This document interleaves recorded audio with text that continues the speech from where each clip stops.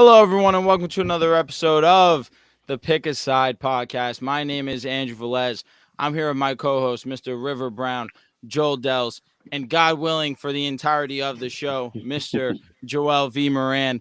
On this episode of the Pick a Side podcast, we unfortunately will be talking about Russell Wilson getting benched for the rest of the season, the Ravens giving the Niners a little bit of a smackdown, the Dolphins overcoming the juggernaut of beating an over 500 team, the Kansas City Chiefs continuing to be frauds, and of course, our Week 16 NFL Power Rankings.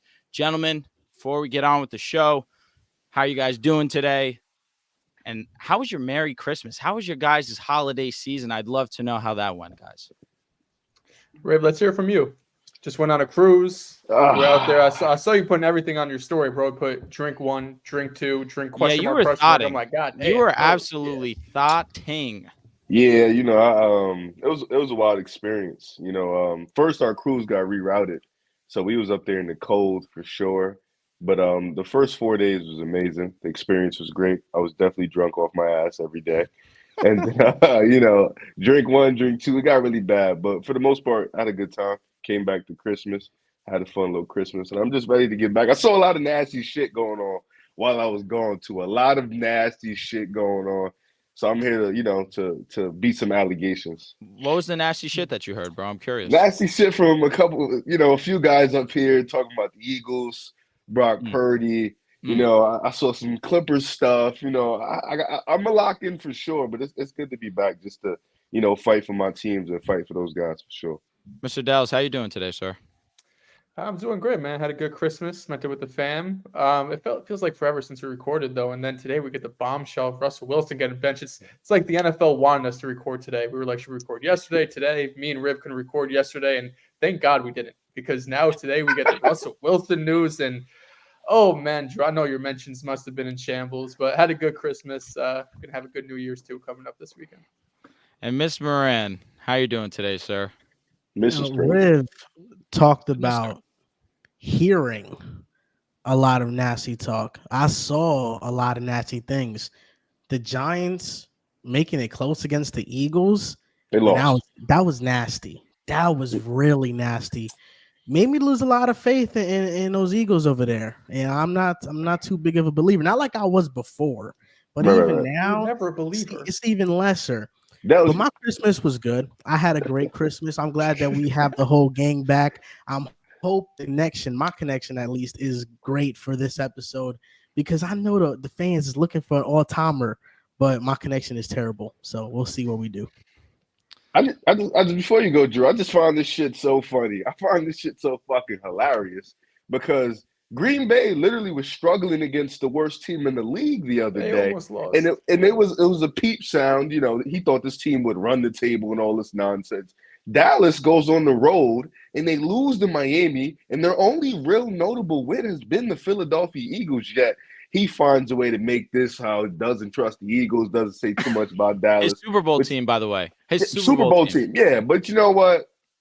We're gonna talk when we need to talk. The Eagles struggled against the Giants, but nonetheless got the W. Once again, top of the division, number one team in the division. So a struggling Eagles team winning the division is still hilarious, and that looks bad on the Dallas Cowboys. But, I regress.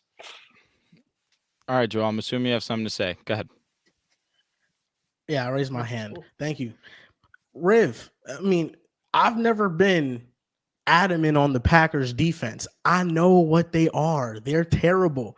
But Jay Love, he had a great game. You might look at the Panthers, you might scoff. The Panthers have a top 5 pass defense this year. Have we been adamant on the Eagles defense? Because the Eagles just put up 33 points. Jalen Hurts just had 300 yards. It's both the things, Eagles defense. I don't know. They've always been terrible. No one's saying otherwise. They have one win on the season, bro. There's nothing you can tell me about the Panthers. There's nothing. They got two. That's why 2 wins on the season. They're the worst team in the league. Believe in them as a contender. The Panthers have a top 5 pass defense. They're top 5 in passing yards allowed per game. Jordan Love is continuing to make great decisions. He's playing well. He's playing like a top 10 quarterback this year in his first year as a starter. I can't ask for more. All right. Well, let's do ourselves a favor. Let's move on to the first topic of the God. show. Yeah, let's talk about real shit. And I say do us a favor. Really, I'm doing you guys a favor. Definitely not me. First topic of the show, have to talk about Russell Wilson being benched. Topic list also says they want to talk about Sam Howell, but we know what the main storyline of today is going to be. Now, of course, I'll go first because I have a laundry list of thoughts, and I'm going to try to keep them as organized as possible. It was reported by Jordan Schultz that the Denver Broncos will be sitting Russell Wilson for the last 2 games of the season, and that this became a real conversation after the win against Kansas City, where he threw for 3 touchdowns. We broke the crazy long streak of being winless against the Kansas City Chiefs because they wanted him to waive his injury clause that he had in his contract that I believe would save them around $35 million or something along those lines. You do that after we get one of the biggest wins that we've had in years. And you could say that that sounds sorry coming from a Broncos fan. That sounds sorry for the fact of, we reached the mountaintop in 2016. But that's just the reality. We have not been a good team since Peyton Manning retired. And we finally get a huge win against the league, the face of the league in the Kansas City Chiefs and Patrick Mahomes. We make Patrick Mahomes look normal. And then on top of it, Russ goes ahead and executes a solid game plan, puts up 3 touchdowns, pretty efficient game. And then it comes out that you want him to take this pay cut or else you're going to make him inactive rest of the season. It's an embarrassment to Russ. And I feel like that's just been his entire time as a Denver Bronco. Last year, he embarrassed himself with the way that he played. On top of it, we were just insanely riddled with injuries, and our head coach put together one of the worst head coaching jobs in the history of football. Now we go in this year. He's actually playing solid football. The stats look better than, of course, I would say his actual play. Top 6 in touchdowns, taking care of the ball, only has 8 interceptions, has really done a great job of that regard. But his issue has been holding on to the ball too long and trying to let plays develop for too long as opposed to just letting it go, seeing the check down, and just continuing to move the ball down the field. Now, Sean Payton, it seemed clear that he did not or does not like a Russell Wilson. The game versus the Lions, there's so much more going on, bigger than just Russell Wilson, and he's going crazy at Russell Wilson on the sideline. In that scenario, you could say, all right, he just picked a moment where Russ kind of screwed up. But in the grand scheme of things, the offensive line wasn't playing that well. The defense was not playing well, and that's really what had been our bread and butter in the crazy win streak. But I feel as if we're trying to scapegoat Russ in this situation. On top of it, yes, the contract isn't ideal for the Denver Broncos in their upcoming situation going forward. I just think that this is a shitty day for Broncos country. We put a lot of investment into Russell Wilson, and to not even see it through for 2 full seasons after giving him $245 million, it's definitely pretty upsetting if you ask me. But I'm just trying to stay as optimistic as I can, even though that's seeming very, very hard right now. I'm not happy with the Denver Broncos. I hate how they handled this situation. Yes, I could ask for Russell Wilson to play better, sure, but I think that there are definitely bigger fish to fry than just Russell. The reason why we're looking at him so much as the blame is you're not living up to the $245 million contract. And whether that's fair or not, which, of course, I would say that that's fair, at the same time, you look, I think that their problems are bigger than just Russ, and he's not the main reason why we've lost these games. A benching coming the game after the New England Patriots, where he struggled for the first 3 quarters, but we don't come back in that 4th quarter without Russ. So for this to happen now, I'm glad that it came out saying that it's strictly financial, because I don't think that he's played as bad as some might try to say in the upcoming minutes. But at the same time, I think that for what he's being paid, it's definitely not ideal for the Broncos to hold on to his contract. All right, let's get a couple things straight.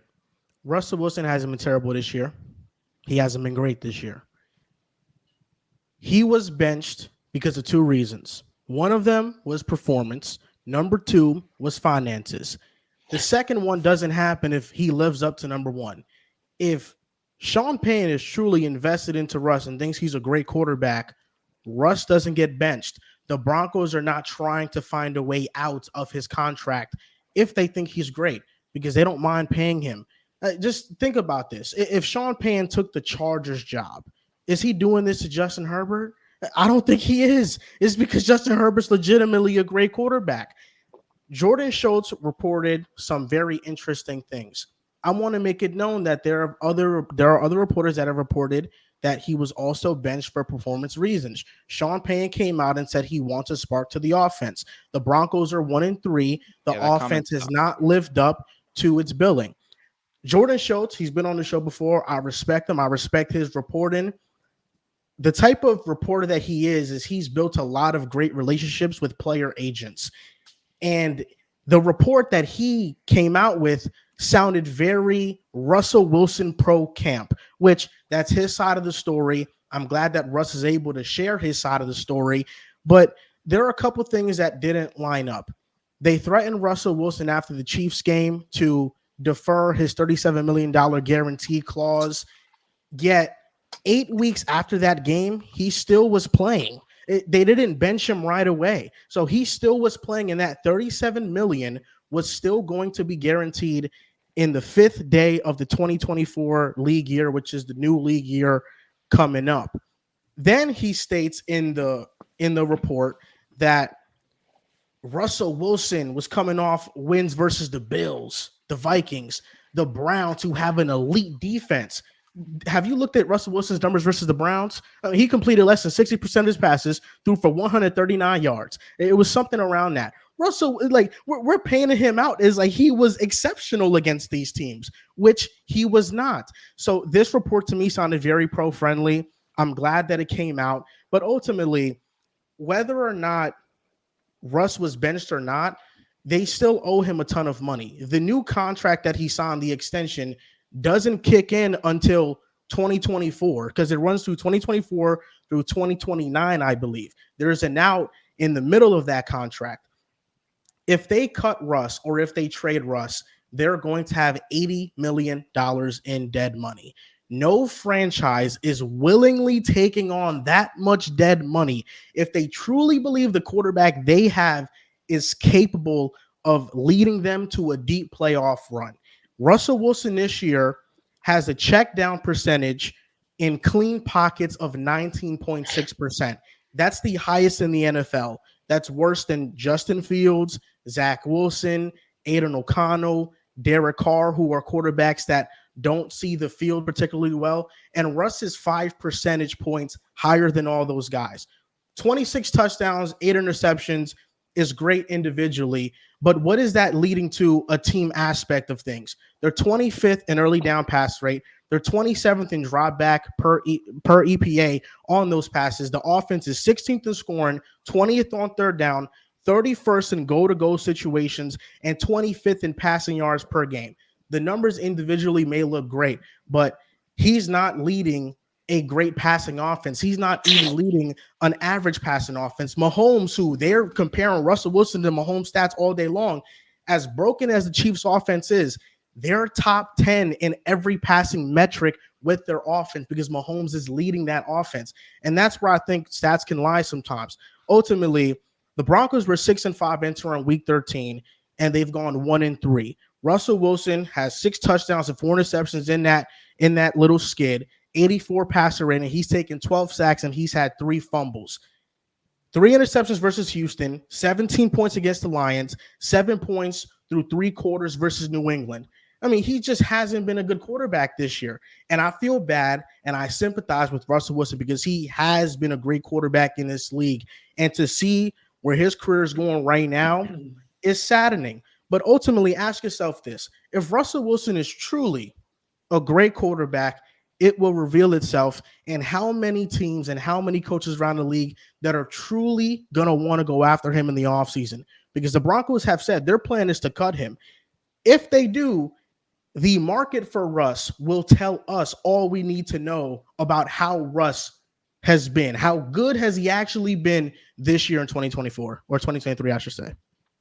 And it's interesting because the Broncos have 2 options, right? The latest report is saying that He's going to get cut in March, which would mean a pre-June 1st release, which would mean $85 million in dead cap in 2024.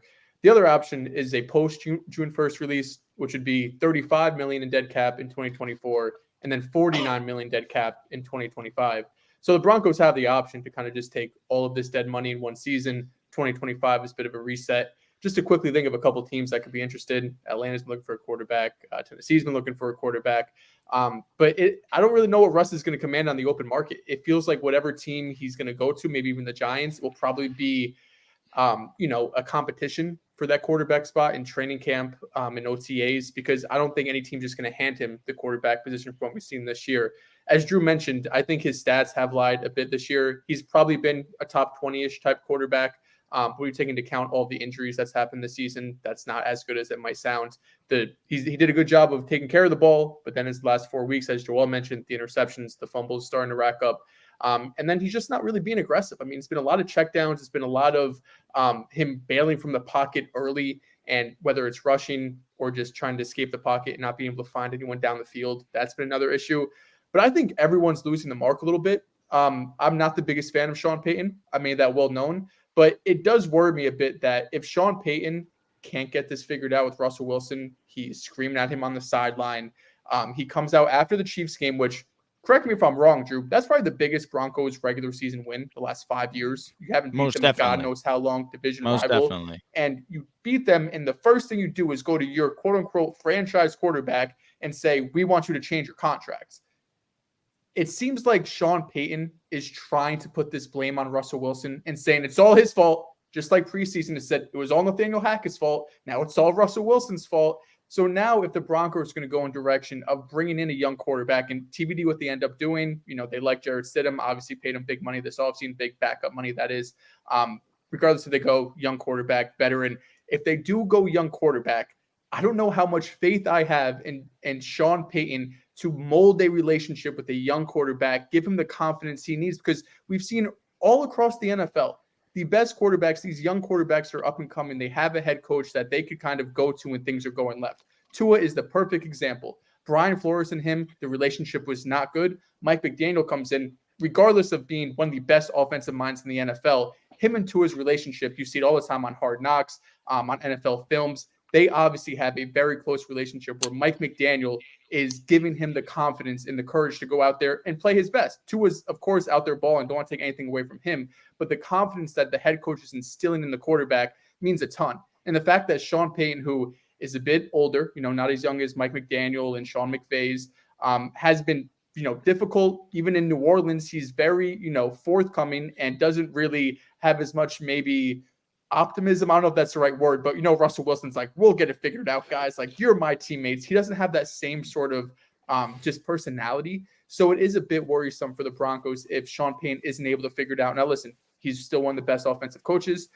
He was able to turn the worst offense in football with very minor improvements on the offensive line into one of at least a respectable offense. It's not dead last this year, so I don't want to completely write him off. But I do think that's kind of the biggest concern for me, is that if Sean Payton can't get out of his own way and, whatever coach is next up, or excuse me, whatever quarterback is next up, can he give that guy confidence? Because he wasn't able to do it with Russell Wilson. The timing of this all was definitely shocking to me. The jig is really up for Russell Wilson, and I find that fucking hilarious that it happened. Like, it happened at this point. I don't think he was playing bad, like Drew meant. Like, I think it's kind of in the middle. He wasn't great. He wasn't bad. He was kind of mid. He's playing well. The Broncos went on their little stretch where they won about 5 or 6 games in a row, something like that. You saw some life into this team. And I think the timing, if it did happen after the Chiefs game, where, like Drew mentioned, it was probably their biggest win in 5 to 6 years. It did happen after that game. The timing is a little bit off. It is funny. If I was Russ, I would feel a way that you come to me after we just beat a team we haven't beaten damn near a decade. I feel like that's disrespectful.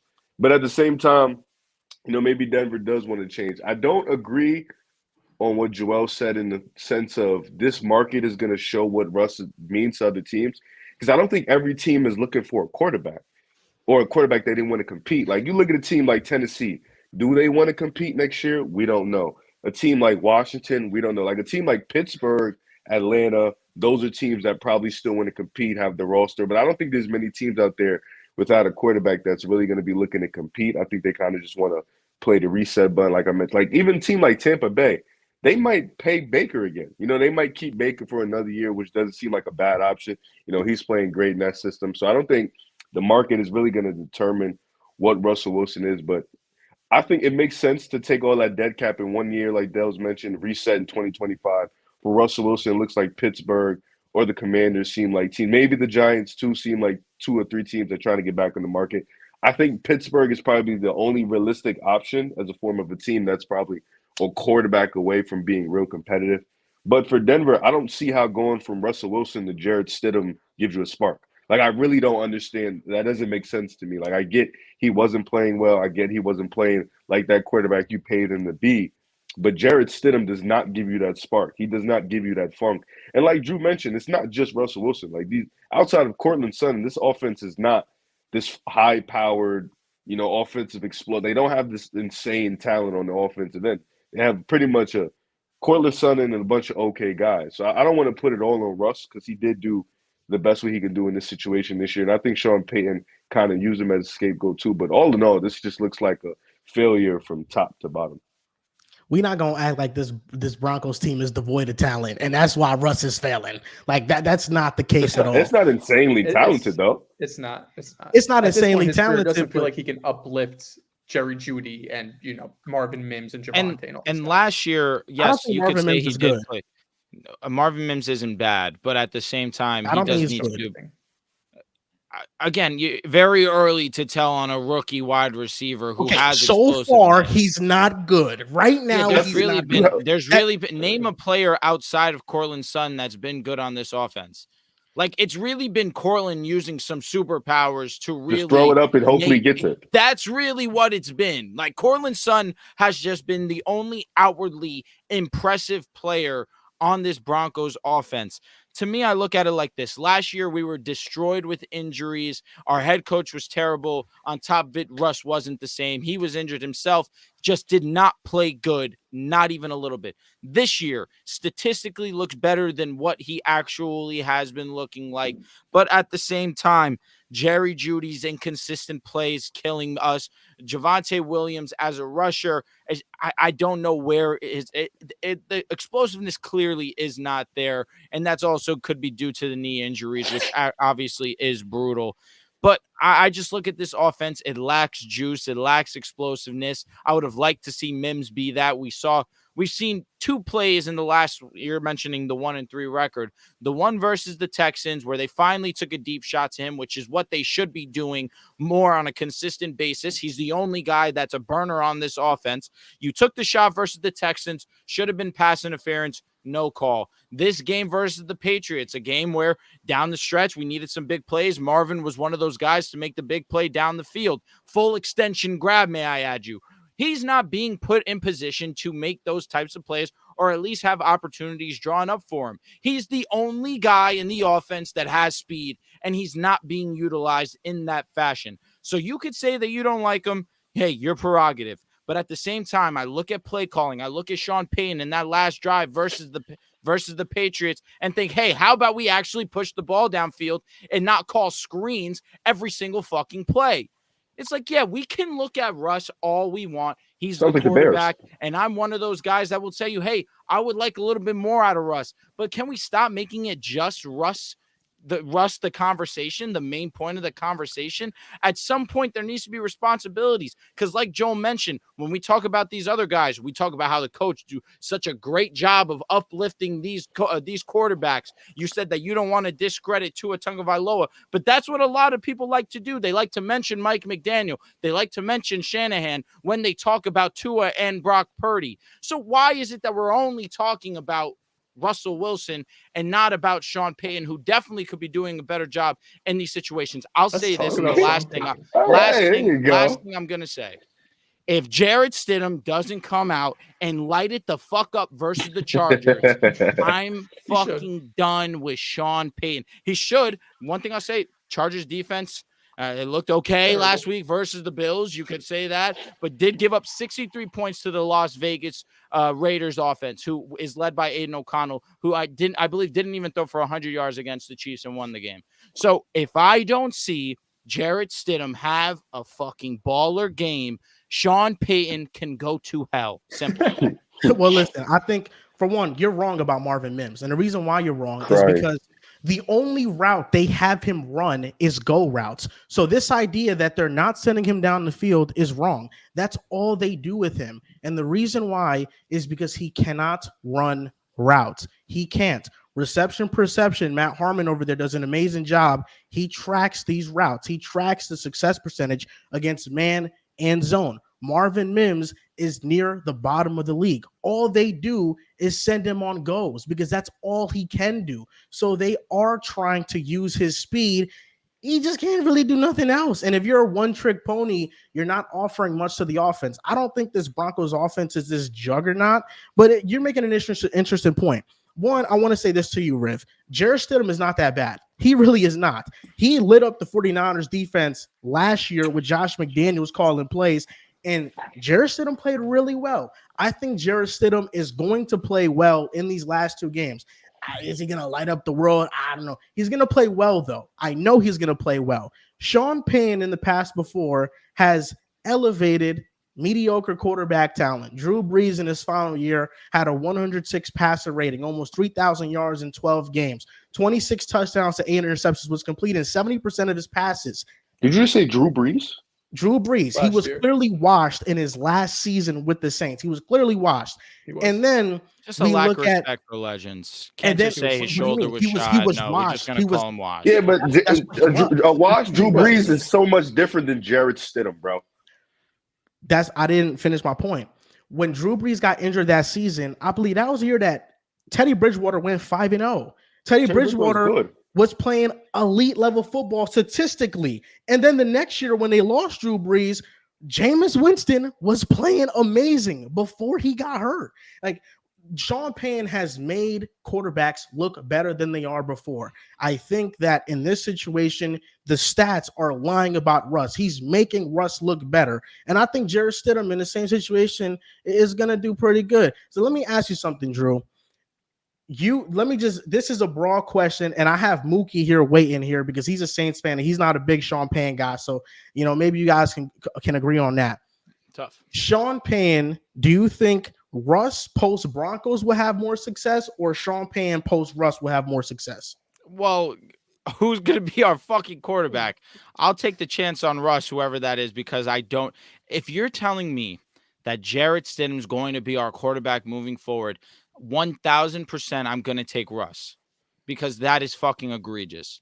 Also, I'm looking at this reception perception. All they have is Marvin Mims' rookie profile, his draft profile. And he has a lot of success on that deep ball, to be fair to him. That's all that they have tracked. I haven't seen anything tracked about this season. So, I mean, that's all I'm going to say on that. But at the same time, you have to upgrade your membership, and then you could see the other things. I have whatever membership you have. Get your money up. I have whatever membership you have. That's what it is. Yeah, because I asked them. But I'm saying bringing random guests up at random times is funny as shit. Where did he come from? Bro, real, you know me, bro. Stop that. Where did he come from, though? What up, Mook?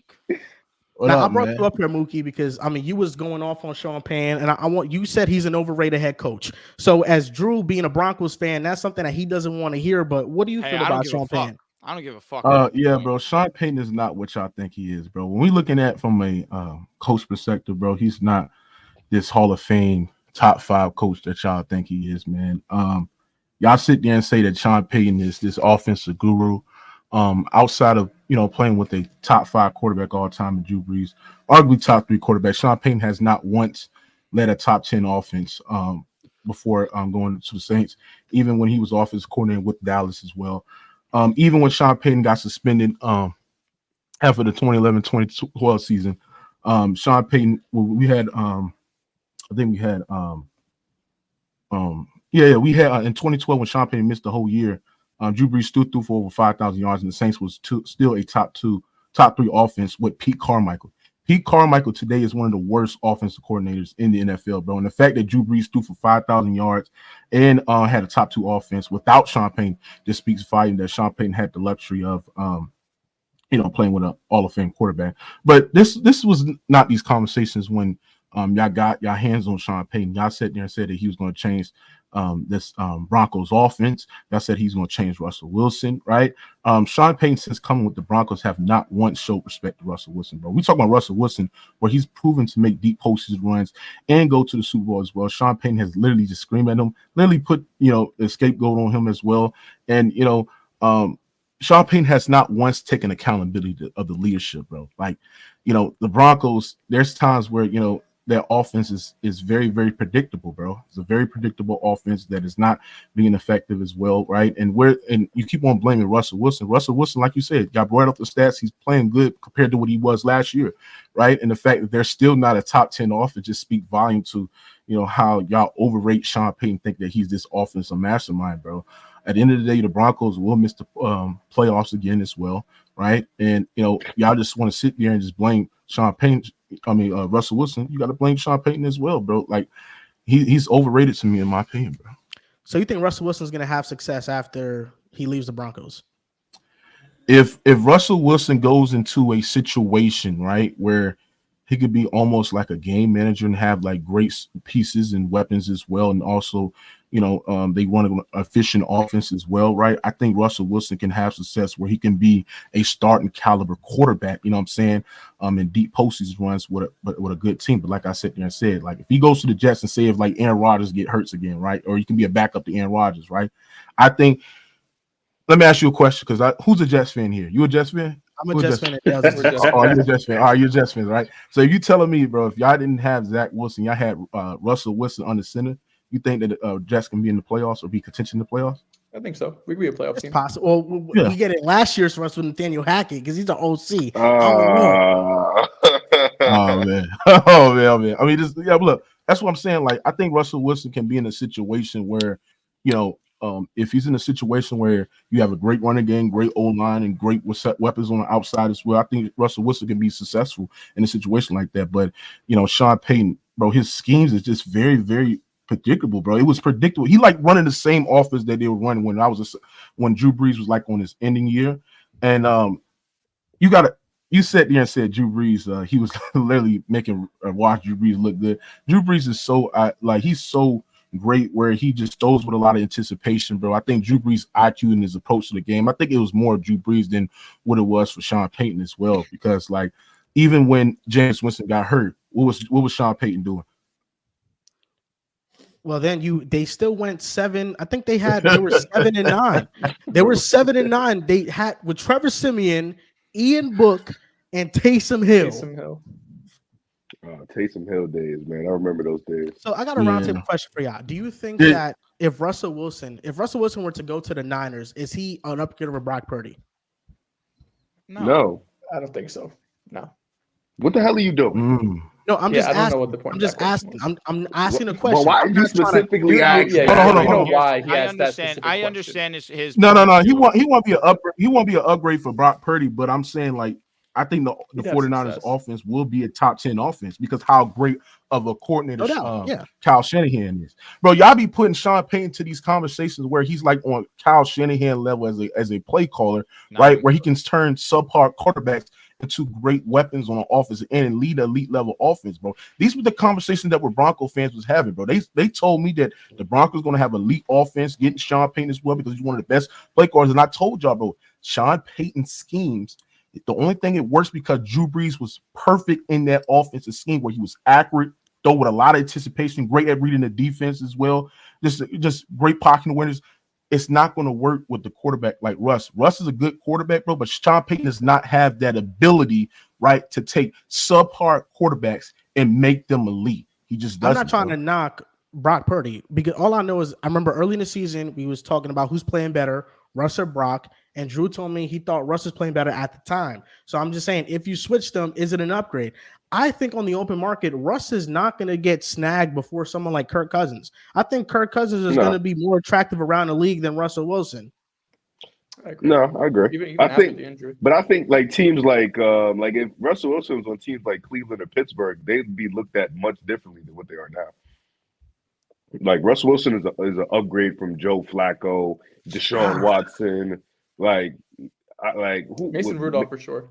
Yeah, Mason. Joe I forgot who was throwing the ball in Pittsburgh. Like Mason Rudolph, Kenny Pickett. Yeah. Kenny Pickett. Like he's an upgrade over those guys. I'm just saying, you mentioned the Falcons early on. That's a very attractive destination if I'm Russ too. Drake London, Buddy, Kyle Justin Pitts, Fields would be there. Bijan Rob. I mean, I'm sure if I'm you, I would want him to stay in Chicago if you get moved before you're off your rookie contract. It's not ideal for your boy. But at the same time, I think that you go to Atlanta. Arthur Smith definitely has made some questionable decisions, but he's also had questionable quarterback play. And you give Drake London, Kyle Pitts, Bijan Robinson, Tyler Algier, a decent offensive line. You put that all with Russell Wilson. I think Russell Wilson can definitely have success over there in Atlanta. You guys mentioned Pittsburgh, Cleveland as well with Kevin Stefanski, a great offensive play caller in his own right. It's just tough looking at this Broncos situation and feeling optimistic about it at all. Mook, I think you said a lot of great stuff. Sean Payton, I was bought in after he won a couple of games with an Ian Book, with a Trevor Siemian. That was crazy to me how he was still able to somehow pull out winning games. But then that also goes to the fact of their defense was also really fucking good at the time too. So maybe I was fooled in that regard. But hey, I'm going to stay optimistic until he's no longer our head coach. I'm going to put a little bit of blind faith, but I'll tell you right now, he can eat shit. Because I'm not happy. I'm not happy. Hey, welcome to the club, man. Welcome to the club. Has a great 2 final games. What's your reaction, Drew? If he has a great 2 final games, I'm happy to apologize. I want to see the Broncos play well. But at the same time, look at the investment that was put into Russell Wilson. To not even give him a full year with the head coach that you traded a first-round pick for, it's a little disgusting to me. I just am. I know I've spoken a lot, but I feel like I'm at a loss for words with the way that the Broncos and Sean Payton has decided to handle this situation. And does this go down? I mean, I feel sorry for y'all, bro.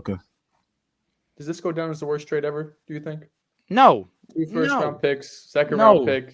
Spoon better go on to be this fucking all-time great corner.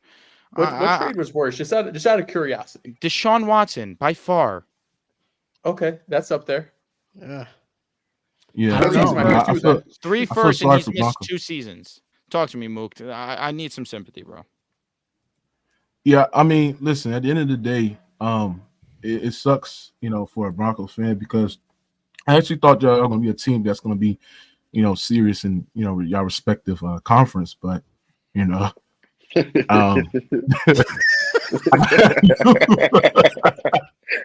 I knew what y'all got Sean Payton, that fraud, bro. And bro, he quit on he gonna quit on your organization, bro.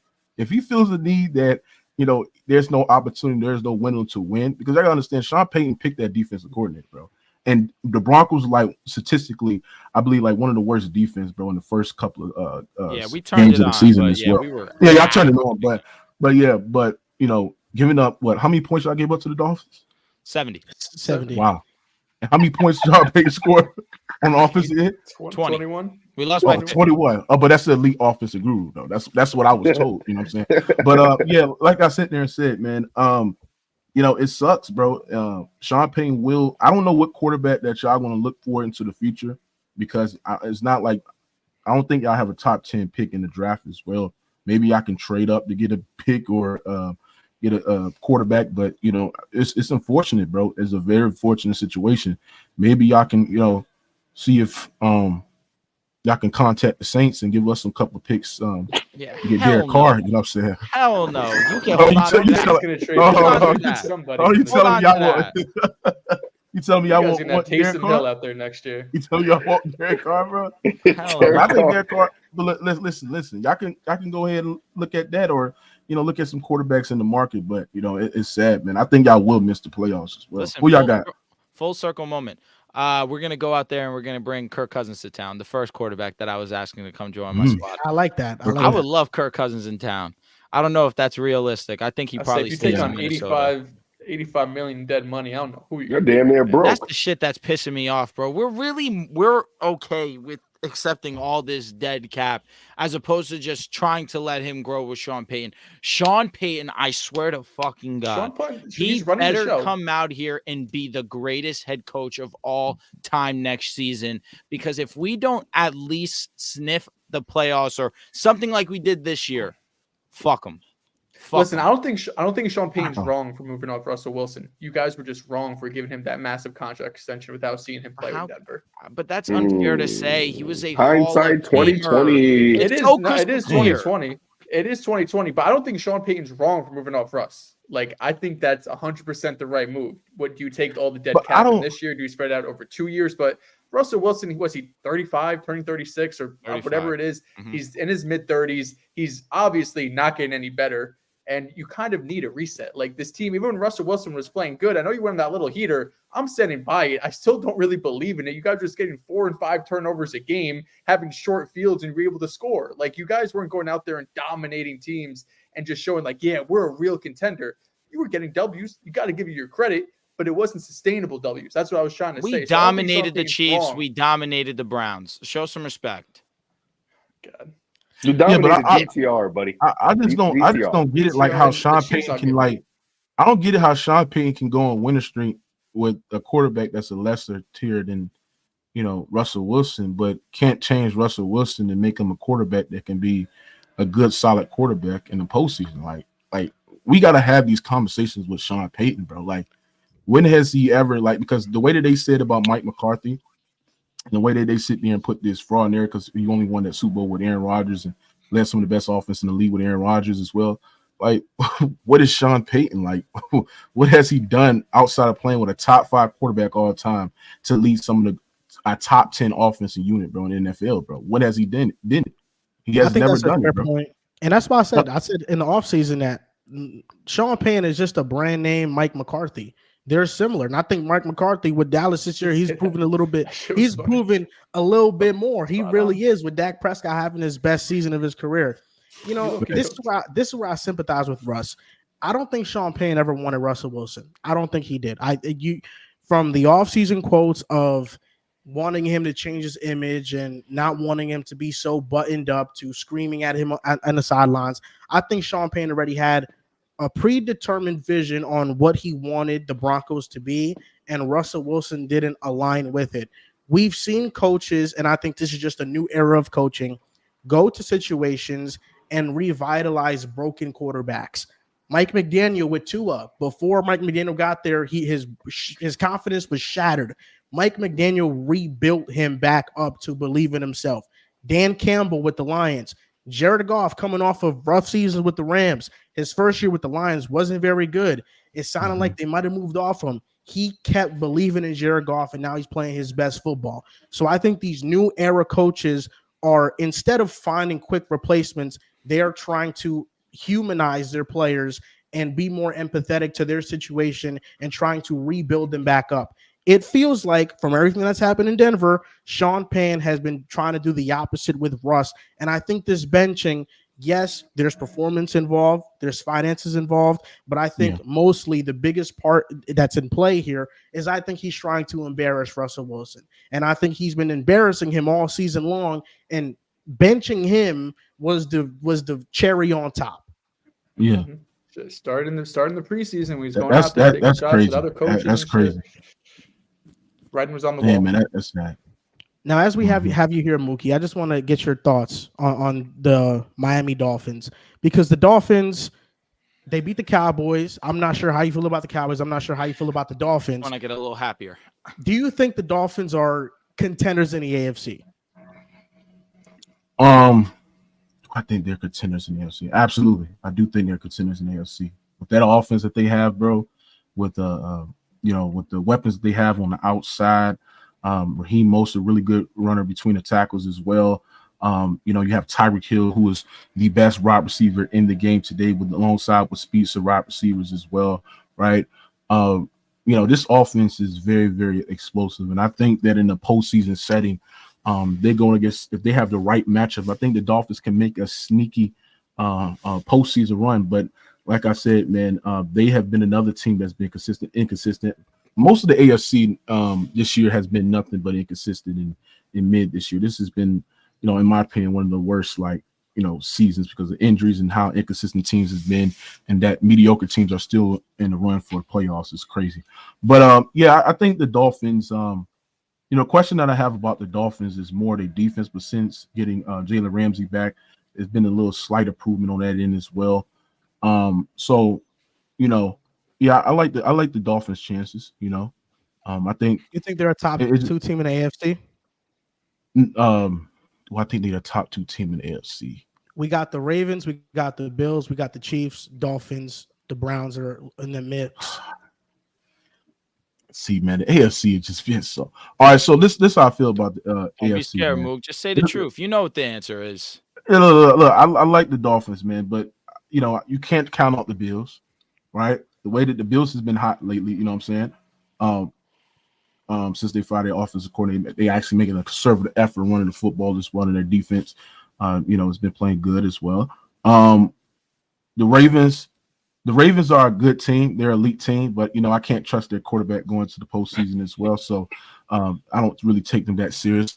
You don't then we got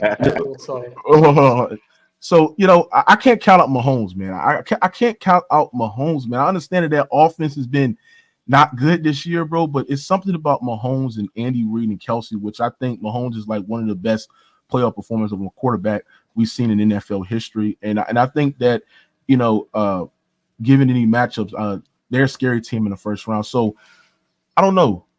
I like the Browns. I also like the Bills and the Dolphins up there as well, and the Ravens up there too. So yeah, those are the team right there that you got to keep your eye on, bro, in the postseason setting. Mook, I'll say this, man. Don't be afraid to be. Look, don't be sheep is what I'll say, because that Mahomes, that Kelsey, that Reed trio, it's been known to be great, but what has it shown you this season, Mook? It hasn't been the same dominant force that we've seen in years past. That's the only reason I look at the Chiefs and I just think, hey, I don't know. This isn't the same team I've seen. I'm not feeling it. I don't think they're contenders. I really firmly feel that way. But would you say that the Chiefs have an elite defense? I think that they definitely have a really good defense. It was elite early on in the season. Haven't seen it be that same dominant force as it was early on. Still a great unit. I still would classify it as a great unit. But I look at this Dolphins defense. You said since Jalen Ramsey's come back, it's improved. No doubt about it. It has improved. First, in terms of yards per game allowed, the fewest allowed, fewest points per game.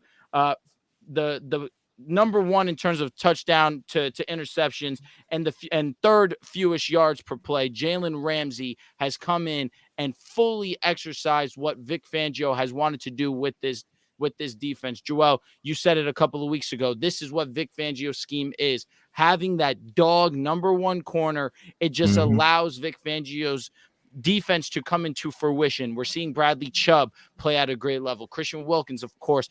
It's unfortunate that we saw Jalen Phillips go out because he was having himself an unbelievable year, and that would only just make me feel even more confident in the Miami Dolphins.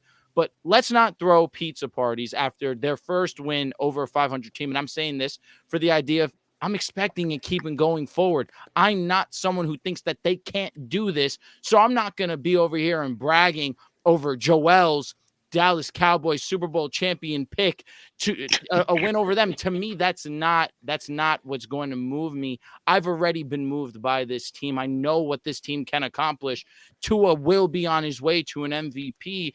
This game versus the Baltimore Ravens, to me, is the fight between the number one team in the AFC. With the way that we've seen this Dolphins defense play since Jalen Ramsey's come back, and with the way that this offense can beat you through the pass, can beat you on the ground, we're seeing a chain slowly be integrated into the offense. But Raheem has just been such a dominant force on the ground. Of course, you have Tyreek Hill being the number one receiver in football. Jalen Waddle again banged up. It sucks because you see how much of an impact he had these last two games outside, of course, that game versus the Jets and then early on versus the Dallas Cowboys. I love the Dolphins, and I know for a fact that they can get this done and cruise on their way to that number one seed. They definitely have to be a top two team to me. I mean, a couple of weeks ago, you said you had the Dolphins making it out the AFC. That's your pick. Most definitely. That's your wait. I said that the Dolphins are making it out of the AFC. Yes, that's what you said. See, the thing is, You think that's a crazy take, though? I'm I don't fine think to it's back crazy. that. I'm I just fine want to to back ask that. him. My That's how he concern feels. was this offensive line getting as injured as it was. But the last 2 weeks, they've done an unbelievable job of getting back to Tua's bread and butter, which is getting the ball out quickly, not hesitating, seeing the field as quick as possible. They did that against the Jets, did that against the Dallas Cowboys, and were able to execute. Interested to see how they look versus the Ravens with how great and elite the Ravens pass rush has been. This will be that telltale of whether or not they do make it out of the AFC.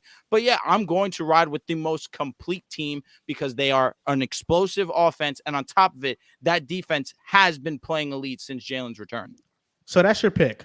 Just want you to say it. I feel as if I'll ride with the Dolphins. I feel most confident in the Dolphins because they are the most complete team where we stand right now.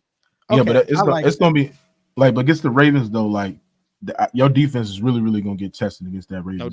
No doubt. Because Losing Phillips is terrible. Yeah. Losing Jerome is terrible. Jerome was having himself a baller season. But I still believe that with the way that this offense is still able to execute, wasn't able to get into the end zone that much, only scored 1 touchdown, but still were able to put up points, and the defense was still able to limit one of the best offenses in football in the Dallas Cowboys. But no doubt, Dolphins definitely are the most complete team, or at least the safest team to me right now in the AFC. What's up, Yes, Riv? How are we forgetting that Miami still has to go win Week 18 if they don't win this week? That guy won 17 and 18. Yeah, like, are we Again, forgetting that? I'm feeling comfortable about that. You thought that Dallas would be the ones to beat Miami this past weekend. Am I wrong, Mr. Foreign? So if that's the case, if they could do they could do it once, they could do it again. The wire, but Tua, who you guys are telling me doesn't have that clutch gene, can't get it done, was still able to lead a game-winning drive and put his team in position to win the game. Oh, I don't know how I did that. But he played well. I don't know how I did that, but he played well. Shout out to Tua for finally beating a test of beating a good team. Congratulations. He finally completed an A on his project. But now you still have to go beat Baltimore, who's just coming off beating the best team in the league. Like, on both ends, they completely dominated. And then you have to go Week 18 with probably the hottest team in the league in Buffalo, in Miami. Hottest team in the league almost lost to the worst team in the league. Doesn't matter. They're in like a 4-game heater right now. Didn't the Dolphins almost lose to the Chargers too? They lost to the Titans. That was week 1, and that's also when the Dolphins' defense was horrendous. No. Fuck all. The Dolphins lost to the Titans. I don't know why he brought that up. They lost to the Titans. No, they choked to the Titans. They did.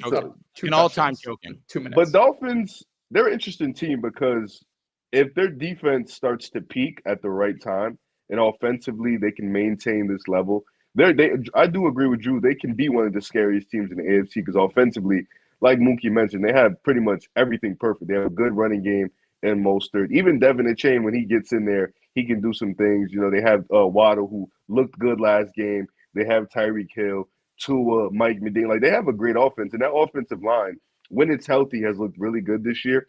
So I think defensively, if they can maintain that level of play, which we're going to see against Baltimore, who gives you a perfect balance of pass and run, who they're very effective. Lamar is so hard right now to contain in the pass game, in the run game. He just makes every play. And realistically, every time the Ravens lose, it's probably not on Lamar. It's on the receivers dropping passes at key moments. So I think this defense, for Miami specifically, is going to be tested in the next 2 weeks, not just to the Baltimore, but with Buffalo now being able to run the ball, being effective on both the passing and the run game, plus a Buffalo team looking to try to get win. They're trying to win that division. So I think Miami right now, as a contender, I think you can say that because with the AFC, it's what team has shown us the most? It's Baltimore, right? But outside of that, the Chiefs have been crumbling. Buffalo has been inconsistent all year. The Browns, do you trust their quarterback play? The Jaguars are falling from deer heaven. Like, they're not playing well. So it's really just been as of right now, it's whoever's streaking at the best time. And right now, Miami is looking like the team that's streaking at the best time. So I can consider them contenders in the AFC. You know, I think with the Dolphins is that you see that they're very talented on both sides of the ball. And I think this year in the AFC, you can make an argument for all of the top ones to make it out of the AFC, whether it's the Ravens, the Dolphins, the Chiefs, the Bills now that they're a pretty hot team. You can make an argument for all those teams. The playoffs are unpredictable. So I'm not going to crown the Dolphins just because they beat the Cowboys. I do think that you look down the roster and it's like, okay, they have superstar pass catchers. They have a quarterback that's good enough. Not quite an elite quarterback, not one of the better ones, but he's a step above recent quarterbacks that we've seen go This to the is Super Bowl. embarrassing. I mean, we've seen it before. I mean, Jared Goff, 2018 with the Rams. I put Jimmy Tua G. in that category. He's a little bit above Jimmy G, but that Jared Goff here, it's happened before. So they are a talented team. The Cowboys are an average team on the road. Jason Sanders had 15 points total. Legendary game. Picks. All-time game. Legendary. He had a game that restored a lot of confidence in a lot of Dolphins fans. I was growing tired, Drew, of early in the season, week after week, you pounding the table for Tua for MVP. After week 5, that's when it was the most unbearable. I didn't hear that noise. My ears got a rest for a long time. I say for 2 months now. Now you're back on saying, yeah, Tua's MVP because before it was Jalen Hurts. Oh, that Prescott's now in the running. A lot of guys came in the running before you started mentioning Tua again. So I'm glad that you're finally out of the speakers shouting Tua's name. But we all know he's going to win the MVP. We all know what's going to happen. You don't even believe that. I know you don't. Oh, you think Tua's won it? I know you. Tua's not the MVP. Hey, you could say he's not the MVP right now. It's going to be that guy that we're going to talk about a little bit later. That's probably the favorite. But the script is 100% there for him to win. And I said this weeks ago. Even so when the script ain't there for Dak, even though Dak back this year. I think Dak will win the division. Hold on. So y'all let one game determine on Dak's running for the MVP. He lost back-to-back games. If he was good against Miami, we could be. Okay, but I can name games where Brock Purdy, who's in the MVP conversation, lost back-to-back games. Brock is against the biggest. Lamar Jackson was in the MVP running. He has lost back-to-back games or lost games as well, bad losses as well. I can bro. Everybody in the MVP. Your Wi-Fi is chopped. He's freezing up. But the issue with Dak was he was doing it against bad teams, and he finally gets to play 3 good teams. They dominate the Eagles, but then back-to-back L's. He won't win his division. It's chopped. It's over. Yeah. It's also I went back 20 years, no MVP. You're not. You have to be the number 1 seed. You have to win your division. I had a question because this is what the show's been missing. You can't get past me. You can't get past me. You just called Dallas not a good team on the road. Average on the road. Average on the road. When Dallas beat Philly, who you've been calling frauds all year, you said they can come out the NFC. That's what you said, bar for bar. So yet when Miami beat Dallas, it's Dallas they're not a good team on the road. Why isn't the same energy portrayed when you've been calling the Eagles frauds all year? At one point in the season, you said the Eagles weren't better than the Lions, and I remember that deer is dead. They might not be better than them. They might not be better than them. So why is the energy not the same with Miami? Why can't they get that crown even though they just beat a good team in Miami? Well, listen, Miami and the outside of your Cowboys, hating, of course. The Miami and the Dallas Cowboys are kind of one and the same. They're both great at home. On the road, they struggle. That's why it's important for both teams to have home field advantage throughout the playoffs. The Cowboys most likely won't unless the Eagles lose one of these next 2 versus the Cardinals or the Giants. Can it happen? I mean, it can, but will it? We really don't know, and it probably won't. But the Cowboys' first game in the playoffs is going to be most likely against Tampa Bay. I think that's a great matchup. You get some momentum going into the road. I think now in a wide-open NFC, they can make the championship game. The 49ers is the team that they're the only team I look at and I'm like, I'm biting my nails for that matchup. But ultimately, the Dolphins win was great. I'm not trying to knock the Dolphins win. I do want to say we are propping up Tua in this conversation when Dak Prescott outplayed him in that game. Let's not forget that. The Dolphins may have won, but if you look at both those quarterbacks and you're picking who had a better game, Dak Prescott played better than Tua in that game. Neither really moved mountains for me. Neither was the MVP performance if you really think about it. How can you even say that Dak played better than him? because he did 274 yards, 2 touchdowns, 0 interceptions. Tua had 1 touchdown, 209 yards, I think. He had 253. He threw 2 touchdowns. Tua threw for 293, had a game-winning drive. Got him. You got me. I still thought Dak Prescott played better. I'm just gonna go out there and say that. He had a dime. He had a fucking dime to Brandon Cooks to give them the lead late. 1000%. I think that was you could argue that was the play of the game. But at the same time, what you guys have been asking Tua is, in these situations, can you win me games? We saw it early in the season where he's come up a little bit short. When we need this win the most, like Riv has said, they just need to drop one for this week 18 matchup versus the Bills to be for the division. In that situation, with the pressure on the line, with the playoffs on the line, because if they won that game, they were securing their playoff spot. He drives down the field, gets first down after first down, and gets his team in position to win the game. Just that's respect. Respect to it. There's no need in this conversation.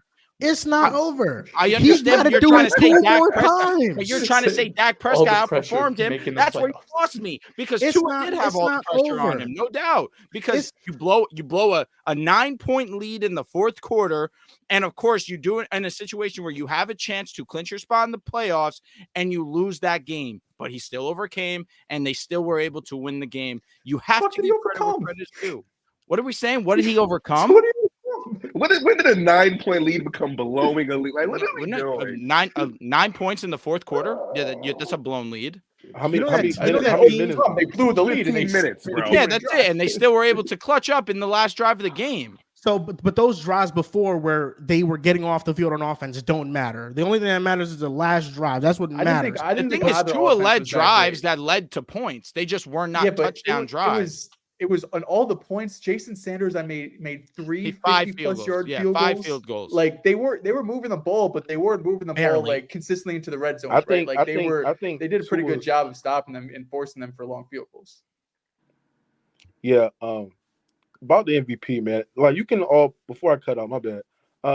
You can all name games where every MVP candidate has played bad or below their standards, right? I think that this is a QB award, so they're going to push it for a quarterback. But I think how inconsistent the quarterback play has been this season and how mediocre it has been this season. Granted, there have been some quarterbacks that's played well relative to the season as well. I just think this is like the first opportunity where they should give it to a running back, where they should give it to a wide receiver as well, because of how well Tyreek Hill has looked for the Miami Dolphins offense, right? He's literally one of the most dangerous weapons in football, and how Christian McCaffrey has been looking for the 49ers as well, right? I think it should be the opportunity where you do give it to either a running back or a wide receiver. But then since it's a quarterback award, right, I think everybody just trying to, find some games where it's just nitpicky. While this quarterback shouldn't be the MVP or this quarterback should be the MVP, it just, that's how we come to, because last year was quote unquote Patrick Mahomes, right? Mahomes was the most dominant quarterback last year, right? It was nobody came close. But this year it's just like quarterbacks have these up and down games. Dak was like number one, and he had a bad game against the Bills. And then, Brock Purdy was the lead leader in the MVP, and he just threw like 3 or 4 interceptions against the Ravens as well. So it's just been up and down, man. That's why I think that, to me, if I had to give an MVP, man, it would be Tyreek Hill, man. That should be the MVP, man, or Christian McCaffrey, but it is what it is. I mean, listen, I think you got a fine point. You're right. No quarterback has been dominant, like Dehls is saying. But ultimately, the quarterback that wins the award is going to be the one that finishes off the best. Whether it's Lamar Jackson finishing off the best and going 2-0, whether it's Tua, which is very unlikely, or whether it's Josh Allen. That's really what it is.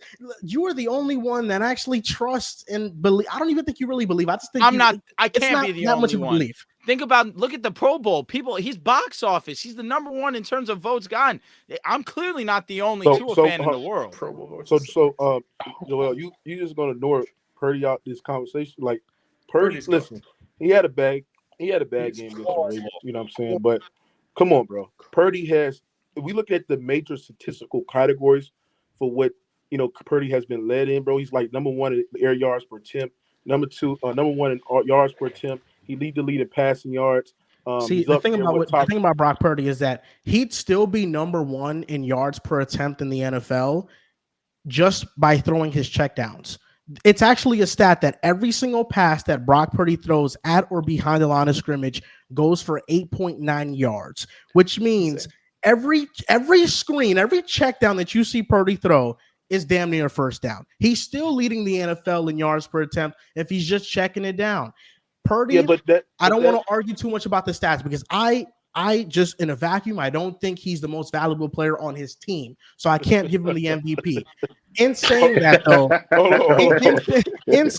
though, Brock Purdy, if he just had an average game against the Ravens, he could still win it. It was a meltdown. And because it was that, he's not going to win anymore. It's just as simple as that. He was already a questionable let me ask you MVP, something. and then you go on national television and just stink it up like that. He's cooked. Okay, but this is the thing though. Y'all, this is why I don't like the narrative of Brock Purdy being like this quote unquote check down merchant, feeding off the yak and stuff like that. Bro, he's number 1 in air yards per attempt. That takes away yak. He's number 1 in that category.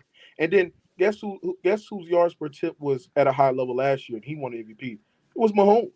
Mahomes receivers were getting a lot of right. Number 1 yards after catch, 100%. Yes. So I just don't like this narrative with Brock Purdy. When Brock Purdy, if we being honest, bro, he's been the most consistent quarterback this season, bro. Like if we being honest and just ignore that game against the Raiders, this was a bad game. But I could point out games where it's not nearly as bad. But I could point out games where Allen had bad games. He's in MVP conversation. Who else? Dak had a bad game. He's in MVP conversation as well. Lamar had a bad game. He's in the MVP conversation as well. You can nitpick and point at bad games of what these players played, but we talk about the statistical categories and who's been dominant, who's been one of the best teams, best quarterbacks, the best team in NFC, bro, has been Brock Purdy. I think He's it's when cooking. you do it. I think it's when you have the bad games, though. Lamar Jackson, bad game, week 4, 1 o'clock game against the Colts. Nobody really cares. Dak Prescott, bad game, 4 o'clock against the Bills. That matters more. It does matter. And ultimately, let me just ask you this straight up, Mookie. Did you think the Ravens exposed Brock Purdy? Do I think the Ravens exposed Brock Purdy? And I'll get your answer after. I mean, Mookie, you can think about your answer. Riv, did the Ravens expose Brock Purdy? Brock Purdy had a bad game, man. He had one of those games where you just look at the film and just throw it away, bro. I mean, yes, Brock Purdy, you know what I'm saying? The passes, the reaction, I don't know, man. The throwing across the body, that right there was not Brock Purdy. Yeah, you got to give credit to the Ravens defense. The Ravens defense have made quarterbacks look so mediocre, bro, against that defense. That's an elite level defense. The Baltimore Ravens, ladies and gentlemen, has been the best defense from 2018 to now. They've been the best defense in a span of like 5 years, right? So, they've been producing great defense. Yes, Brock Purdy played bad, you know what I'm saying? But I don't think they exposed him, bro, because I've seen Brock Purdy have bad games and bounce back. You know what I'm saying? The NFC, ladies and gentlemen, run through the 49ers. Like, I can sit here and say the Eagles. We already seen what the Eagles look like, bro. They look like fraud. Yeah. Come on. So, it is what it is, man. Unless the Rams got something to say. Imagine. Matthew Stafford didn't play bad against the Ravens. Imagine. This shit's so too on the road. Oh yeah, this shit's so funny to me, man. This shit is so funny to me. Wow. What's funny, man? This shit's so funny to me because every time Brock Purdy has a bad game, it's the boom boom expose him. But let it be somebody else. Let it be somebody else, and it's just like, no, this defense was. Has Mahomes been getting exposed these last couple of weeks? No, it's Mahomes. Mahomes played like shit against the Raiders. He played like shit against Denver. What they said, anomaly. It's not Mahomes. Denver's defense. That's what's bad. Real cooking right now. Dak played like shit against Buffalo. It's just a road game. He'll be fine when he gets back. Average on the road. Okay, yeah, average. But here we go. What they said about Joe Burrow first week last year. Oh, it's Joe Burrow. He'll be fine after this. But let it be Brock fucking Purdy have a bad game against an elite defense, probably one of the best defenses in the league. What do they say? Oh, did they expose him? No, he had a bad game. And it happens to all quarterbacks. All the elite quarterbacks have a bad game. Did Brock Purdy play like shit on national television? Absolutely. So he's an elite quarterback, Riff? You said all elite quarterbacks. Is he an elite quarterback? Listen, stand on business, bro. He's been elite this year. He's been elite this year. That's fine to say. Brock Purdy's a tier 2 quarterback, man. All elite quarterbacks have had bad games. That's all I said. All Is he as good great as Jalen quarterbacks Hurts? have had. Huh? Or a little bit worse. Is he as good as Jalen Hurts? What do you think? I'm gonna finish my monologue and then I'm gonna get to the questions. You're not gonna sit here and try to con me in anything. I'm gonna get into my monologue and then I'm gonna finish off. Like I was saying, Brock Purdy had a bad game. Can we credit the Ravens defense for just being elite and forcing Brock Purdy to make some terrible throws, forcing some interceptions? Like some of them throws he threw, the receiver thought he had it, and the defense just forced some insane plays. Can we just give credit to the Ravens defense? They played amazing. They played elite on national television. Brock Purdy looked shaky that game for sure. Is that going to happen again in the NFC matchup with Dallas? No. Is that going to happen again in the NFC matchup with Philly? Hell no. Detroit? No. Shame. The Rams? Against no, your it's team. not. It won't happen. Our defense Against isn't good the enough. Eagles. He said Brock against the Purdy Eagles. will- We know, but Brock just have Purdy some will shame. outplay I would Jalen have Hurts. skipped over it. Our defense I would have isn't skipped good over enough. that one. Our defense isn't good enough. Brock Purdy's going to play well for the next 3 to 4 weeks in the playoffs. He's going to be fine. I don't want people to look at this game and think they exposed him. No, Baltimore did not expose him. He had a bad game. He made some tough throws. He was the pass rush was getting to him. He was panicking. It's fine. It happens to the best of them. They did not expose him because he will be right back at it next week and he will be geared up for the playoffs. That's all it was. Dehls, what do you think? I don't think he got exposed. I think exposed a little bit too harsh because when you look back at this game in the first half, they had drives of 74 yards, 52 yards, 38 yards, 67 yards, over 400 yards of offense, 6.3 yards per play, converted 43% of their third downs. The Niners were able to move the ball, and we saw this earlier in the year with Brock Purdy. You know, the Minnesota game comes to mind where they were able to move the ball throughout the game, and Brock Purdy just has a couple throws that were just unlucky. You know, I think there were some that were his fault. I think there was at least one which wasn't his fault, the ball that gets tipped.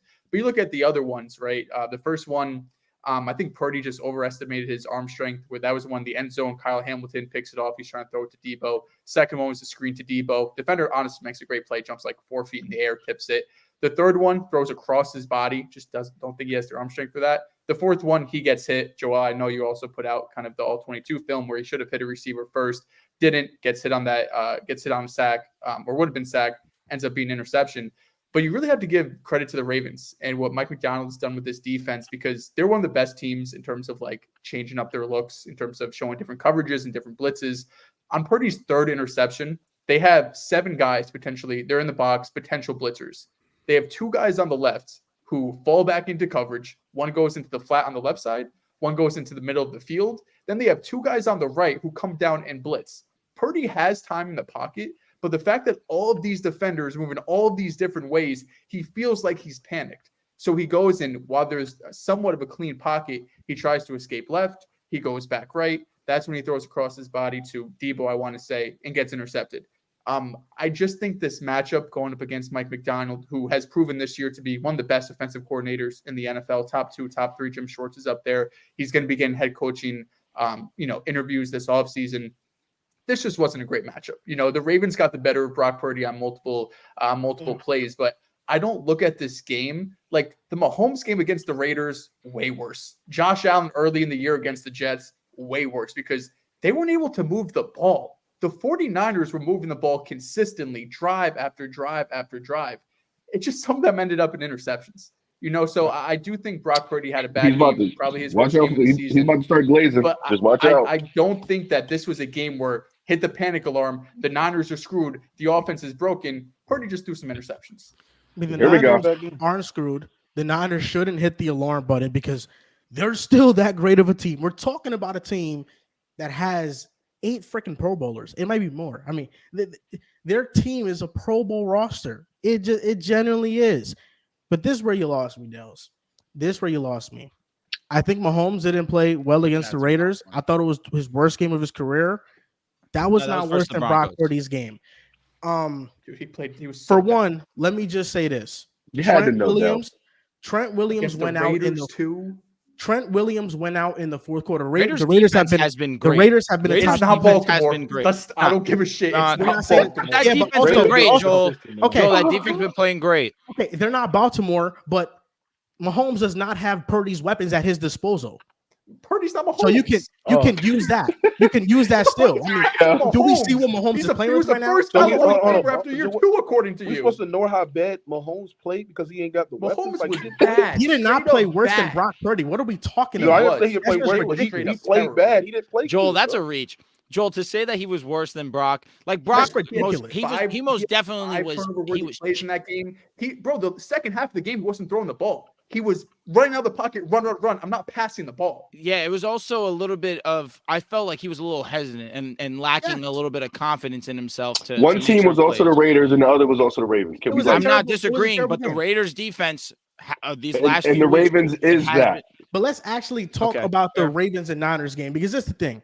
For one, Trent Williams went out in the fourth quarter. So this excuse they're giving Brock Purdy that, he didn't have Trent out there. I mean, that was after they was already down 3 possessions. Yep. He finished with 255 yards.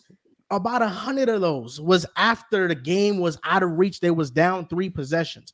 A lot of those yards. Out of reach. This was a Out of game. reach. Weren't you thinking that Sammy could go out there For the first 3 quarters, Brock Purdy had less than 200 yards and was not good. Let's not act like they were moving the ball up and down the field on the Ravens, because they were not. They were not. They had numbers. The first half, they have drives. They have 4 drives of 40 plus yards, 74 but they yards, wasn't in the second half. The defense turned up and they were unable to get drives down the field. Yeah. And why did those drives Missed happen? opportunities. The Brock Purdy was not the leading engine in those drives. McCaffrey had a great day rushing the ball. McCaffrey had over 100 yards. He had a great rushing day. He had help on the ground. Here's the thing about Brock Purdy. I've said this from the beginning. Brock Purdy has gotten better week by week, and I think he's a good quarterback. I never thought he was an MVP, even though if he won it, I wouldn't have been mad at it, because I don't. It's just an award. I really don't care. It's your go. But I've told you guys, when defenses are able to take away the motions, when they're able to really drop back without a threat of a run game, and Brock Purdy is just a straight drop back passer and he's trailing in games, how does he look? So far, you're telling me Brock results not a good aren't drop-back? very pretty. They're not very pretty. I think he has 5 touchdowns and 5 interceptions when he's trailing in games.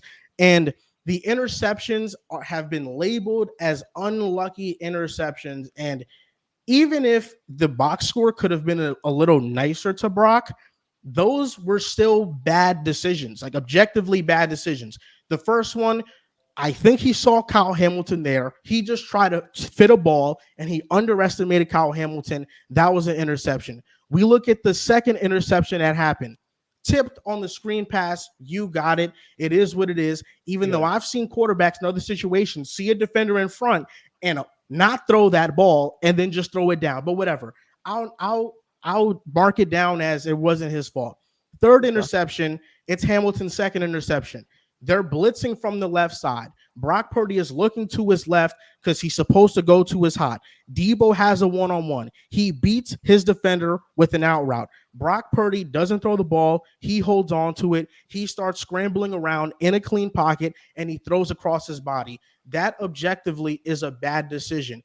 Shouldn't have maybe ended in an incomplete pass? Sure, but it's still objectively a bad decision. And then the fourth interception, he was hit because he was late on his progression, not only to Ayuk, but CMC coming out the backfield on a Texas route. He was late, he got hit, and the ball sailed. But let's also mention that Brock Purdy had other throws in this game that very well teetered the line of, that was a terrible decision. You kind of got lucky with that one.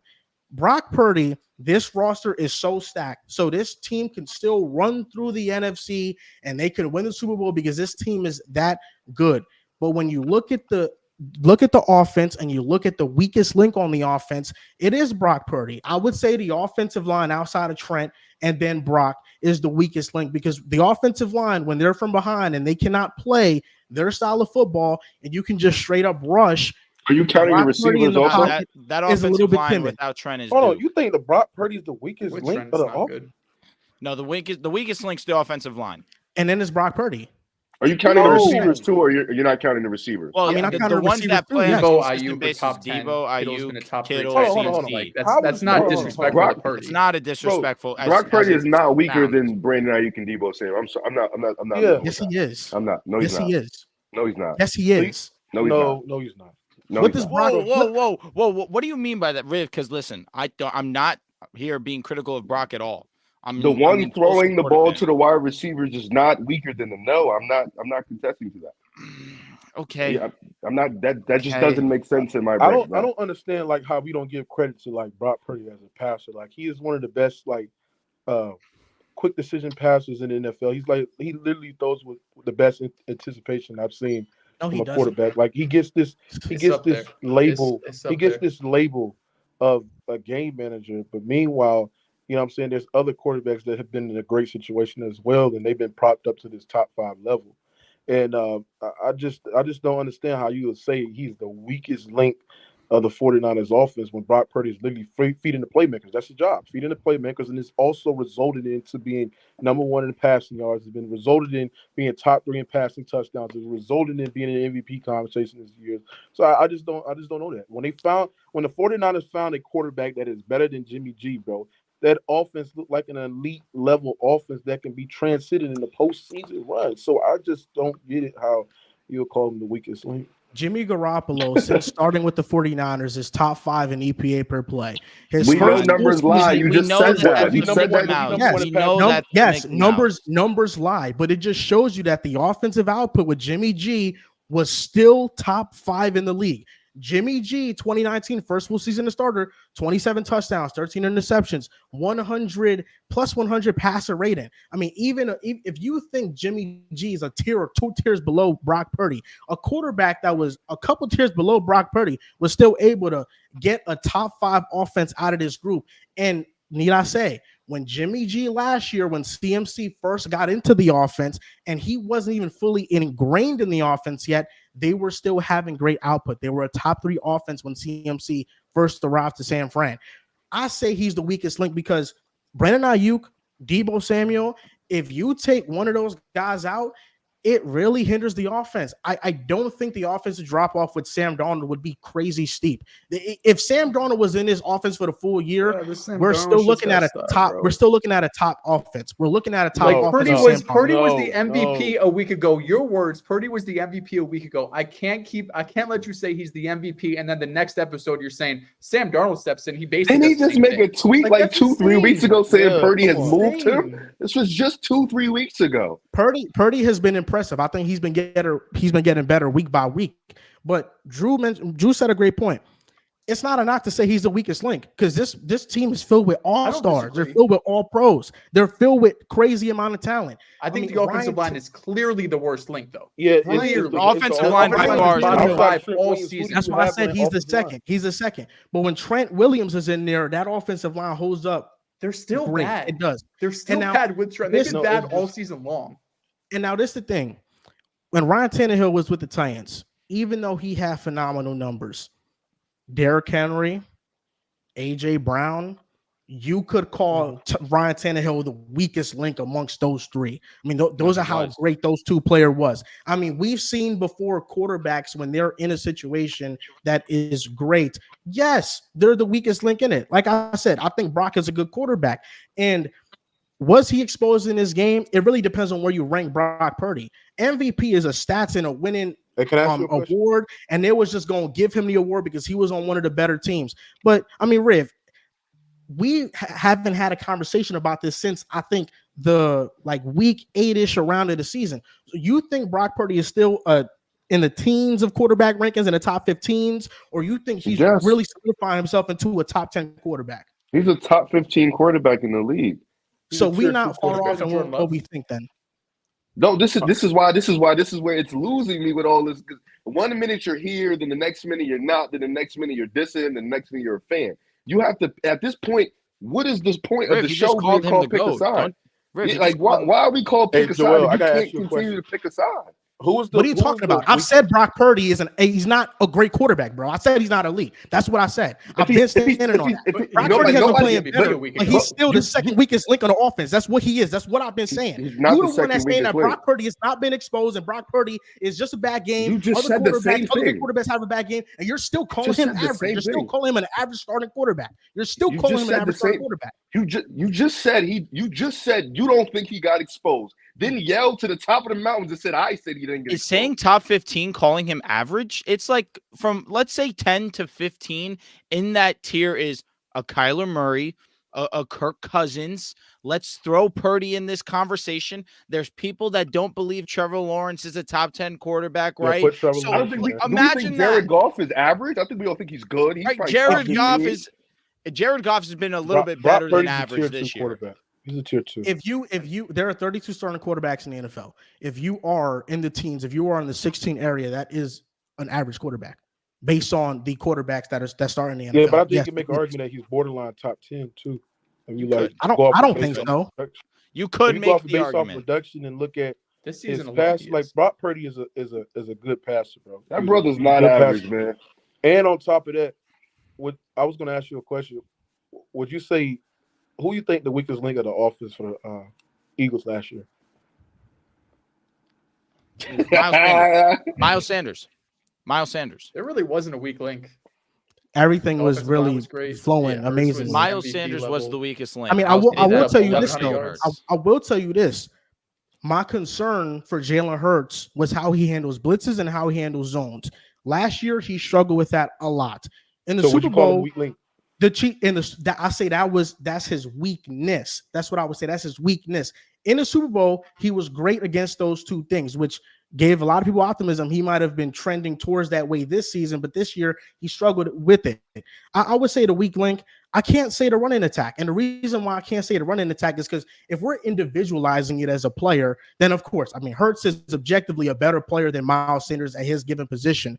But the engine of the Eagles offense, even though they were a bit more pass heavy than people realize, it was their rushing attack. When defenses went into games against Philadelphia, the first thing they looked to stop was their running game. So I can't say the running game was their weak link because it's what made their offense so dominant all year All right, long. so just answer the question. what's the Who was question? What's weak the link? answer? So I don't- Yeah, I'm who's just the saying, weak link? like would you say Hurts was like the second weak link? Well, I would say the weak link is getting them into obvious passing situations. No, That's just the weak link. No, Player wise. wise. Player, He's- buddy. he's- Player, he's- player, he's buddy. tiptoeing He's around trying, no, player, He's buddy. tiptoeing Who's the weak around I'm talking about the player. You know what? I'm gonna go with Devontae Smith. I'm gonna go with Quez Watkins. Dallas was right there. Dallas was right there. Dallas was right Dallas there. got it. Bro. I'll go with one of those guys. Come on, bro. Respect Smitty, please.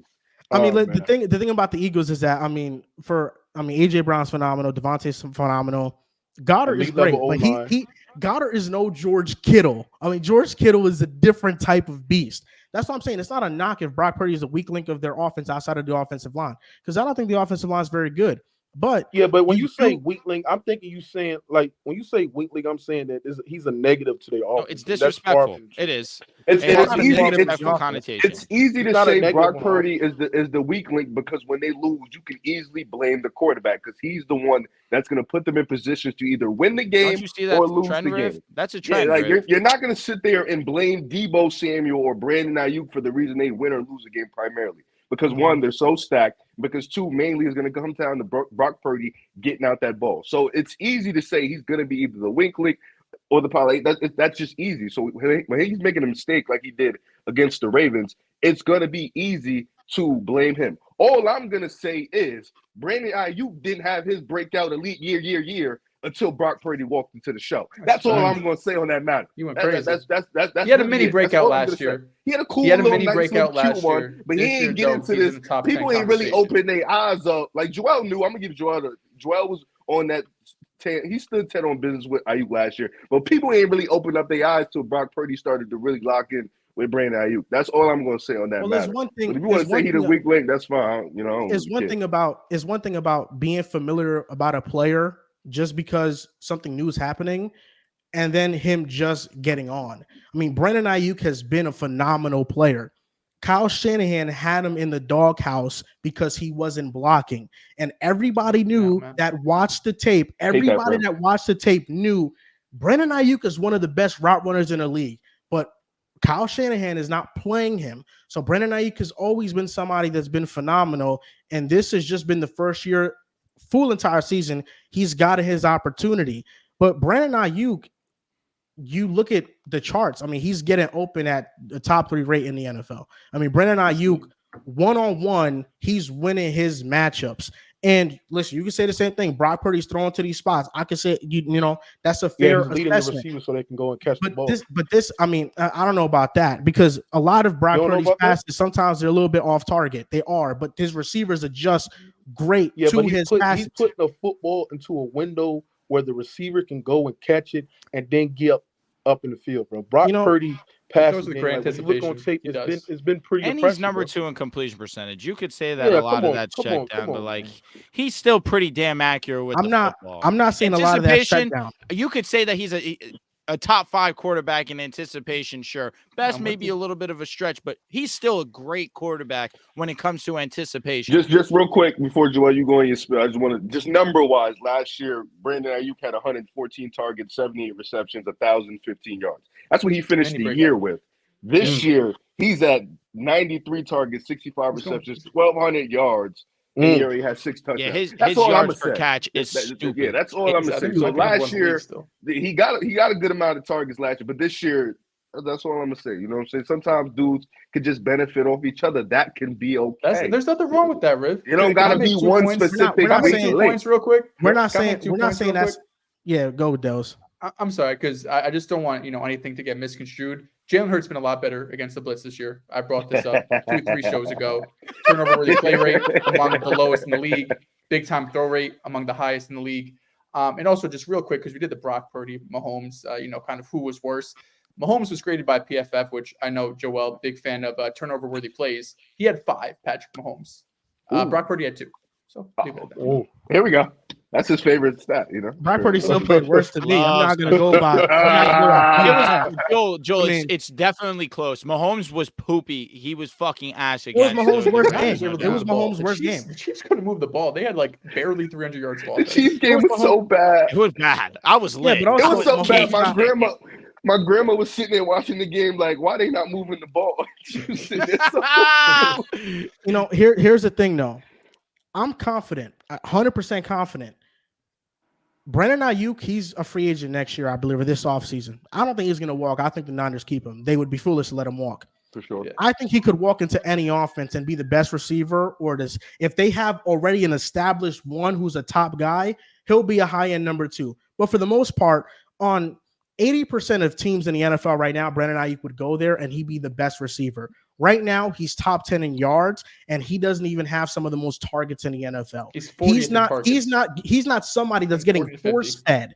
He's not in the offense. He's waiting his turn because there's a lot of playmakers to feed. I understand that. But Brandon Ayuk objectively is better at his position than Brock Purdy is at his. Ayuk can go to any system and he will be phenomenal and an elite player. Let me throw a bunch of teams at you. You tell me he'll be the wide receiver 1 on these teams. The Los Angeles Rams.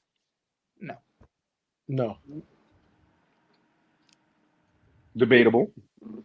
That's debatable. I love Puka. Debatable. I thought that's debatable. And I don't know if Cup is his name or not. Cup? That's the thing. Am I getting 2021? I personally think they'll have 3 number 1s. Me personally. If I'm getting 2021 Cup, then I'm going with Cup, of course. But I should have got the obvious ones out the way, but I wanted to give you one that was definitely questionable. I would go Ayuk. Let's go obvious ones. Giants, Jets. Would he be better? Would he be the number 1 on the Jets? Yeah. Over Garrett Wilson? Yes. Oh my Lord! You think he's better than Garrett Wilson? I'm not going to take that one. I won't say that one personally. But please don't name that. This is your statement. Drew, don't name no team with no wide receiver. Don't name them. Well, I just wanted to get the easy ones out the way, Riv. So you got Panthers, Cardinals, Chicago. Would he be better than DJ Moore? Yes. That's close. That's close. DJ Moore's been on some shit. That's my guy. I don't know about that. Pittsburgh, probably. Yeah. Yes. Tennessee, definitely. Yes. Denver, yes. Patriots, yes. Raiders. No. At this point, Devontae Adams. At this point, I would go yes with Ayuk. I would go anyone with Aiden O'Connell. It's really hard to crazy. Gauge. I still wouldn't take him off yards against the Chiefs and won. Come on. Wide receivers drop off after 30. Devontae Adams at one point was the best receiver in the league, but he was still elite last year. He's about 2-3 years removed from 30. I'm counting on Ayuk to be a better receiver, and I think Ayuk has been better this year than him.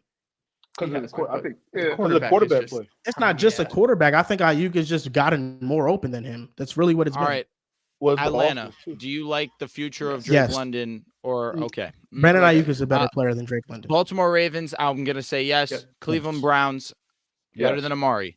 Yes. He's better than Yes, Amari. it's Yeah. Lamar is awesome, but I think Ayuk is better. Indy. Yes. Yes. Yeah, Pittman is fire. He's nice. He's nice. Yes, He's no, nice. Better. no doubt. He's underrated. Packers. Yes. Yes, Buccaneers. obvious. Bucks. Mike Evans and Godwin. Is he better than He's both better of than those Godwin. guys? He'll be the number Oh, two. he's better than Godwin. He's better than Godwin. Mike He'll be the Evans is number the two in triple. Tampa. Mike Evans, I don't know. I would go Mike Mike Evans still. Evans does some shit. Yeah, Yeah, Mike he's Evans. been so crazy. Commanders. Yes. Seattle. Ooh. I think he's better than I think DK. that's a toss up. I think he's better than him too because he gets more open than DK. I understand. That's tough. DK's a beast. DK's a beast. That one's tough for me. Philadelphia, no. Fuck no. Chargers. No. Yes. I think Chargers, yes. Keenan just had an amazing year. That's no, tough. No, That's the Chargers No. guy right there. no. I don't think. But he'll be Keenan's able to not do it. winning on the But outside he'll like be, Ayuk. bro. I ain't gonna lie. He would be a really, really good second option. Cause That compliment to got no- Keenan would be gas. oh yeah, That would be crazy. Saints, would he be better than Olave? I Yes. think yeah. he's He better than Olave. Olave. The thing about Olave to me is that his hands is very, very questionable to me in my opinion, bro. But but Olave gets open, but like down the field. How many bro, more like the things we vertical got, threat, Drew? bro. Because I gotta go bowling. Handful. It's a handful. Bengals, no, he would not be. Rams, you said no. Bills, I'm going to say no. Jacksonville, Yes. yes. Yes. Texans, probably. Yes. Yes. Dallas, yes. Lions. Dallas what? Dallas, No, no. Dallas, no. I meant to say It's no. a toss-up. Apologize. It's a You was toss. about It's to not yo. toss-up. No, He's no, not- No, CeeDee no, Lamb no, cleared. stop. CeeDee Lamb cleared. Enough. No, CeeDee Lamb Enough. cleared. I'm taking Right CeeDee now Lamb, it's not CD. thinking Right now twice it's about it. CD. No, Go no, get there's no CD. right now. That's It's not No, CD, the CD. answer's Stop. CD. The Enough. answer's CD. The answer's Yeah. CD. Detroit Drew. Lions. The answer's fucking no. Drew, I almost don't called want you to hear again. it. Not fucking no. I What made are a we mistake. talking It I was about? almost an called honest you mistake. again, bro. Honest mistake, bro. Listen, and to God, I'm not trying to disrespect I'm CD. with you, Let He's him- Joel. better than I'm Amon with Ra. you, Joel. No, he's not better than Amon Ra. Cut Yeah, the he's disrespect. better than Amon Ra. Don't act like I it's think not a he's better. conversation. Amon Ra gets It is. force fed. No, It that's is. a conversation. It is That's a a conversation. conversation. But he gets force fed for a Amon reason Ra because is a he's that slot fucking merchant, boy. man. See, No, it's right because now, he's you can the line on the only, out- him and Laporta are the only two pass catching options on that team. Ayuk Respect can win on the J-Mo. out. You gonna respect J-Mo. Oh, get out of You here. gonna respect Ayuk J-Mo. Three targets a game. Ayuk can win on the outside more than Amon Ra. That's a fact. Facts. He's That's a better fact. against I'm a man slot covers than guy. Amon Ra and press. That's a fact. Facts. Nah, this guy gets open like very few. Respect Amon Ra. Chiefs, absolutely. Vikings, no. San Francisco, well, obviously he's on there. Yeah. And then the Dolphins, Yeah. no. No. I We don't just know if named that like might 5, be- 6 teams. Might be 80. Might be. Yeah, that's valid. All right, listen, fellas. I promised my girlfriend and her family that I got to go bowling with them tonight. So enjoy the rest of the show. I'll be watching from afar. Nice talking to you guys. See you Enjoy, later, man. guy. Back in the stew Friday. I can't believe we just allow him to say CD is a conversation. Like, why did No, we that do was that? ridiculous. Yeah, that's crazy. That was Like, flat what- out ridiculous. There's literally, absolutely no reason. Now for that we to be ridiculous. didn't shifted the disrespect from Drew's name of disrespected CD. Now we go over to Joel Come on. disrespect CD. How This many shit is times do I about- gotta apologize for what I this can't was keep 2 doing years this, man. ago. I can't keep doing this, man. I can't. Bro is keep not doing giving that up. this. God I damn. can't. All right, so before we move on to this week in the NFL, let's talk about the Kansas City Chiefs real quick because Oh, we were God. talking about it earlier. Mook, you mentioned to me how you still feel like the Kansas City Chiefs, you got to put respect on their name. They still have to be contenders in the AFC. So do you believe that they will figure it out before the playoffs are over? Do you still feel that this team can go to the Super Bowl? Yeah, because when you look at the Chiefs, right? If you told me that they had 2019, 18, 20 defense with how inconsistent that offense is, I would say no, they have no chance in hell to get the Super Bowl. But the fact that their defense, and I think that their defense is really good. We got to show some respect to their defense. They have been falling off a little bit, but I think they're a really, really good defense. And I think that, bro, Mahomes and Andy Reid and Travis Kelce and that offense still haven't reached their stride yet, bro. I understand that the offensive line has been inconsistent as well, and I understand that the running game hasn't been up to the par. But I think that, when we look at Andy Reid is a really, really good offensive mind, and I think he will have a game where he's just going to outcoach a particular coach on the defensive side of the ball. And I think that they haven't reached the level that they can. But I do think that in the postseason, when you tell me we have a quarterback, Mahomes, right, and you telling me that Mahomes, like at home, has been one of the most efficient quarterback, especially in the postseason as well, outside of that one game against the Bengals. And look at the playoffs resume, especially what Mahomes and Andy Reid has done, especially how their defense plays. There's some optimism about that offense as well. So I do think losing Eric, is really, really did his impact is really, really felt because he was another guy that was another play caller as well. Another guy that was actually giving them some ideas as well with the run. And he was a whisperer and a extra play caller as well. But I still think that there's another level, or they're going to level that they're going to reach. And listen, I can't count out the Chiefs until a team beats them and knock them off. I'm not counting out the Chiefs, bro, in the postseason, bro. I'm not. It is what it is. There was a time when the New England Patriots were the Kansas City Chiefs. You just always felt, hey, it's Patriots, it's Tom Brady, it's Bill Belichick. They're going to figure it out. But that year versus the Tennessee Titans, where they got picked in that first playoff game of theirs, it wasn't shocking per se. I think you anticipated that Tom Brady would play a little bit better, but you knew that this offense was not talented. We saw that the defense, we saw towards the end of the season that it wasn't that same dominant force that it was all season long. We weren't blown away at the idea that they were picked. Maybe we were shocked that the Tennessee Titans were the team to do so, but at the same time, you weren't surprised that they weren't the team to represent the AFC. Now, I can sit here and I can give my flowers to Mahomes, give my flowers to Reed and to Kelsey, arguably the greatest tight end of all time. Fine. But at the same time, what I can go off of is what I've seen this season. This offense has not been the same of what we've seen from years past. That's obvious. How many one-score games have we seen the Kansas City Chiefs lose this season? How many times have we seen the Kansas City Chiefs in position that the defense gives their offense a chance to end the game, one last drive, and they're unfortunately not able to get the job done? Now, Mahomes had the benefit of the doubt earlier on that he's been playing well. You still have the idea that his receivers are still dropping balls. But now we're starting to see, as the weeks have gone on, that he doesn't have that same confidence in his receivers. And now we're looking at him the way that we kind of looked at Josh Allen earlier on in the season of he's trying to play superhero ball. And it's leading to mistakes. And it's leading to performances like we just saw versus the Raiders. So I look at it in the sense of Mahomes still needs to continue to trust his receivers. The reason why they were so successful last year was because he trusted his guys. They still were average options. Travis Kelce was healthier, no doubt about it, but he still trusted these guys, and they still were able to be great. MVS is still on the squad. I remember MVS last year in the postseason looking like prime Reggie Wayne in the AFC Championship game, and we gave the credit to Mahomes in that situation because deservedly so. MVS is an average wide receiver, and of course, he's still able to have a great offensive game. Mahomes was able to put him in positions to be successful. But now this year, you're starting to lose faith in these guys, and understandable, they haven't been able to hold on to the ball, but keep doing what's gotten you in this position. That's the way that they can get better from this situation, but the talent's just not there. I like Rashee Rice as much as the next guy. Travis Kelce is not as healthy as we've seen in years past. He's still an amazing option, no doubt. But outside of those two guys, and Pacheco when he's healthy and on the field, he's definitely a bonus to this team. But this offensive line is not that same unit that we saw last year. The rest of the weapons aren't this great. These great guys that Mahomes is seeing. The defense has played well last couple of weeks. We've seen the run game not be as dominant as it's been earlier on in the season. But with this offense looking the way that it is right now, I can't call them contenders, and I refuse to do so. All right, but this is the thing, though, right? Okay, so despite of you saying all of this, bro, the Chiefs still have a top 10 offense. Like they're 11th in points, they're 9th in yards as well.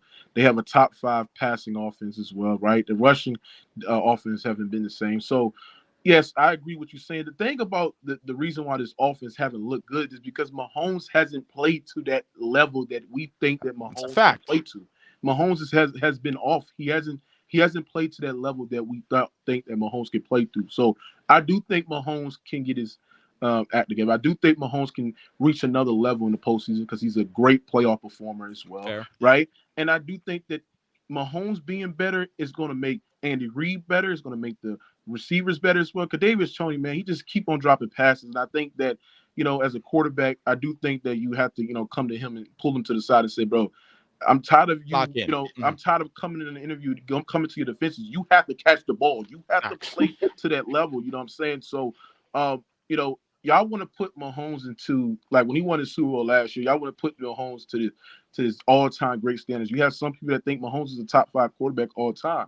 So when we hold a guy to this standard of a top 5 quarterback all time, we know that you are great enough to make subpar weapons great. You still have Kelsey. I agree. Kelsey hasn't played to that level that he played before, but I do think injuries and part of him just regressing a little bit is playing a part as well. But we put Mahomes into these all-time great standards as the top 5, the top 10 quarterback of all time. I'm going to expect Mahomes to take a team and make them an adequate playoff team, especially when it comes down to the postseason, bro. So yes, he ain't got no weapon. The weapons, the wide receivers not there, but we also got to hold him to that standard, man. I really do. I do think their offensive numbers are a little inflated just from the beginning of the season because I look at these last 8 weeks or so since week 8 when they lost to the Broncos. Chiefs are 3-5. They've scored 21 or less points in 6 of these 8 weeks. 20th in EPA per dropback. You mentioned Mook, the rushing offense, 10th in rush EPA last year, 21st this year. Talk about the receivers at length throughout this season. So it's not just on one person, one player, one group. I think it's collectively been an issue, but really over these last 2 months, this hasn't been like a top 10 offense. This hasn't been an explosive group. Patrick Mahomes hasn't thrown for 300 yards in 10 weeks, I want to say. And Mahomes really hasn't been Mahomes.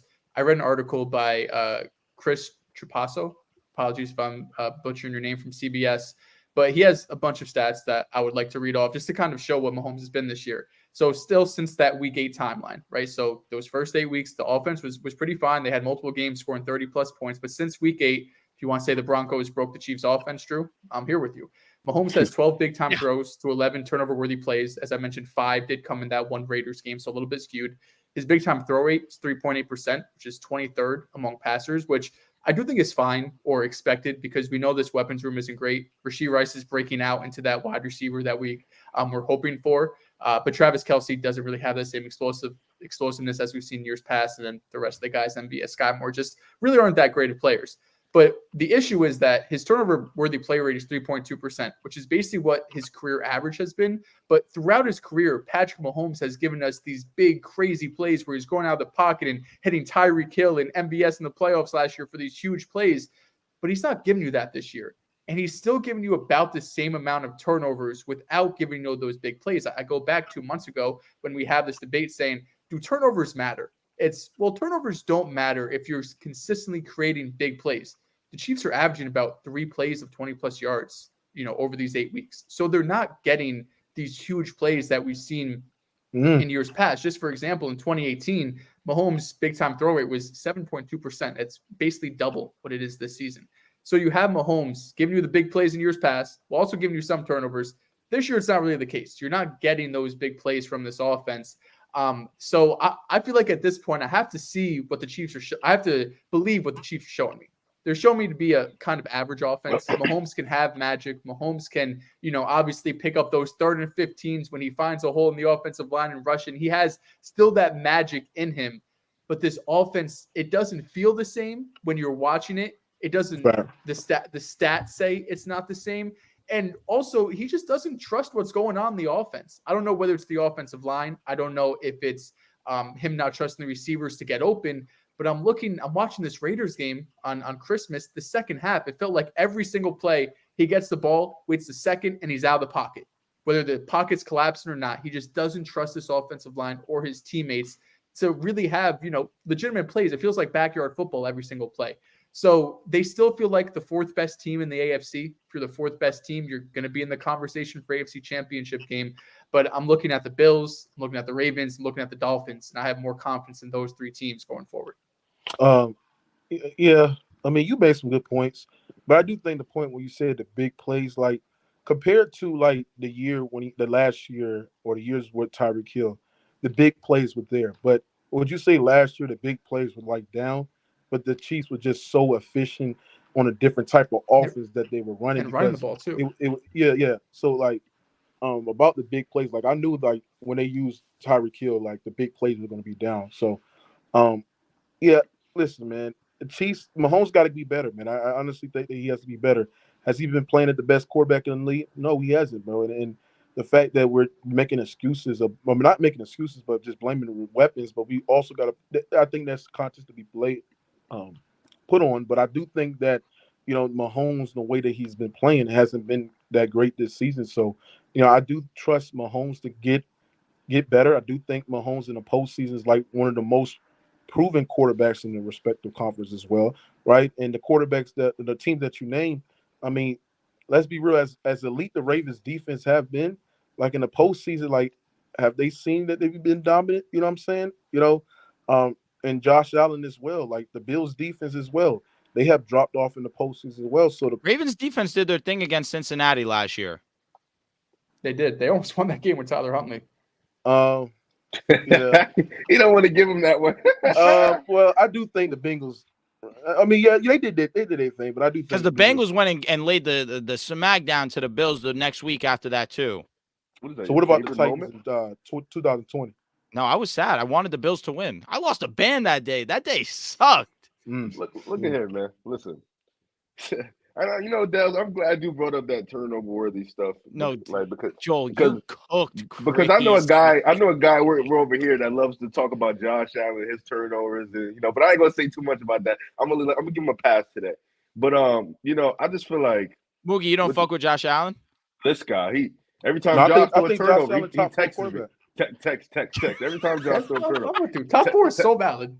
Text. Look, the turnovers is crazy, bro. But I do think he's top four. He's top four. The way if I show you our messages, you would not think he thinks he's top four. No. Y'all be putting the thing is, somebody, y'all be putting Josh Allen in these conversations where y'all be thinking he's the best quarterback in the league. He's top two right now. This season's been top two. This season, you could say he's been the best quarterback. Yeah, because the quarterback's been hurt. That's why he's been top two. Oh God, you're a Joe Burrow guy. No, he's a Justin Herbert guy. Oh, okay. Even when Herbert was healthy, I think Josh Allen was better. He's not going to agree. Why you say that? Why you say that? Don't get him started, across please. the board. Passing yards, touchdowns. He's still number one in total touchdowns. They did have some. I mean, the Chargers weren't winning. I can't even say that about the Bills. Neither of these teams are really winning up to the point Herbert got hurt, and then the Bills kind of strung off a few wins here. I don't think Josh Allen had. I mean, I think he did have more passing yards, stuff like that. Yeah, I think he did. But I think Herbert, was throwing less interceptions and with a flaw. He was an efficient quarterback as well. So I do think that the offensive coordinator, what Herbert dealt with was not in the ideal situation because Kellen Moore is not, which I think. Back to the Chiefs though. Yeah. I think a lot of it, like I mentioned, y'all all said it. The 10th best offense, I think, can be a little skewed. I think sometimes they make bad situational plays, like dropping passes in key moments. Turning the ball over in the fourth quarter. Like, we've seen them a lot in these drives in close games, not be able to close out games because the receivers can't get open or Mahomes makes a bad throw or they have a fumble in the fourth quarter. Like, the Eagles game, the Bills game specifically, they had opportunities to win both games, and whether it be a turnover in the fourth, a drop when it was needed, or a flag, they just had moments this season where they've just made bad, disciplined decisions. And you mentioned fourth best team in the AFC. I don't know if they're the fourth best team in the AFC. I can put Cleveland. I'm waiting for it. You think they're worse? Listen, man. And I get the easy cop out. That's what we used to say about the Spurs when they had Pop and Tim Duncan, or with the Patriots when they had Brady and Gronk. Like, yeah, they got Gronk, they got Brady, they got Bill Belichick. They'll be fine no matter what happens. You know what I'm saying? I think the Chiefs have earned that respect. I'm not going to sit here and disagree. They've earned that respect to where you can just say, fuck it, they'll figure it out in the regular season. But I saw the stat the other day. They've never played they played only one road game. I don't think they played any road games. No, I think it was the Patriots game. That Patriots game where they lost. That If was, it's not that one. that was a home game. That was in KC. Oh, so then they've never played a road game in the playoffs.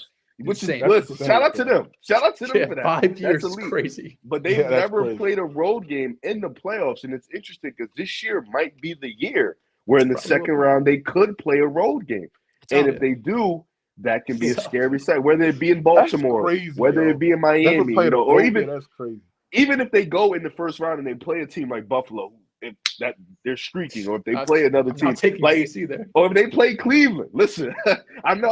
Here it goes. If they play Flacco, that'd be in KC. The last time we seen Flacco with an elite defense, we saw he won the Super Bowl. That's all I'm going to say about that. So I'm not going to listen. That's all. That's all I'm going to say about that. But Riv, you were in middle school. Listen, I had time of my life in middle school. But listen, the Chiefs, they got some shit to figure out. And the thing is, they have nothing to really fix it. Rashee Rice is great. That's my dog for sure.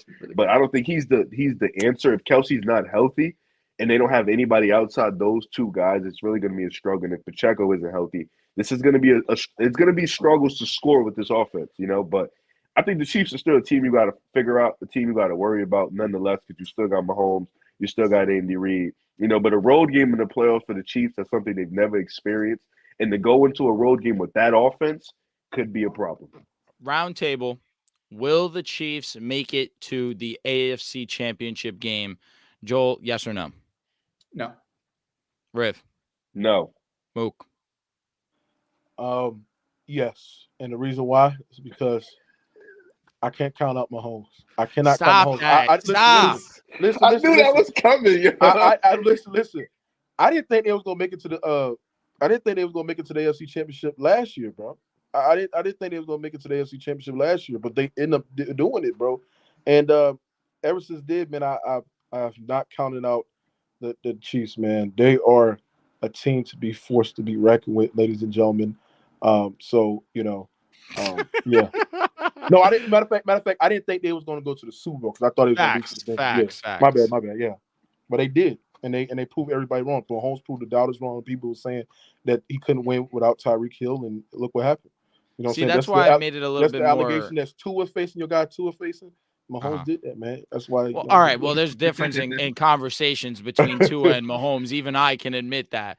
But at the same time, my guy has to get there and play in the playoffs before any true conversations can be had. All right, so let me ask y'all something. If the Chiefs face the Browns in the wild card, how y'all think that's going? You can't ask them; they're haters. So actually, the Browns will win. If the Chiefs lose, conversations will be had. There's no excuse for them to lose. So y'all think the Chiefs with like no confidence. Y'all think the Chiefs can lose to the Browns in the AS in the wild card round? Y'all think that? Yeah. That's what I don't honestly, think they go to the it's a possibility. They could lose to the Browns. The Browns offense. You mean to tell me? You mean that Kansas City offense versus that Browns defense? You really think they're gonna go in there and put up points? I worry about Joe Flacco against KC. No, that side is fine. That side is fine. Well, I've seen Hillbilly Gardner Mitchell score points against the Browns as well. Like the Browns have moments where you telling me.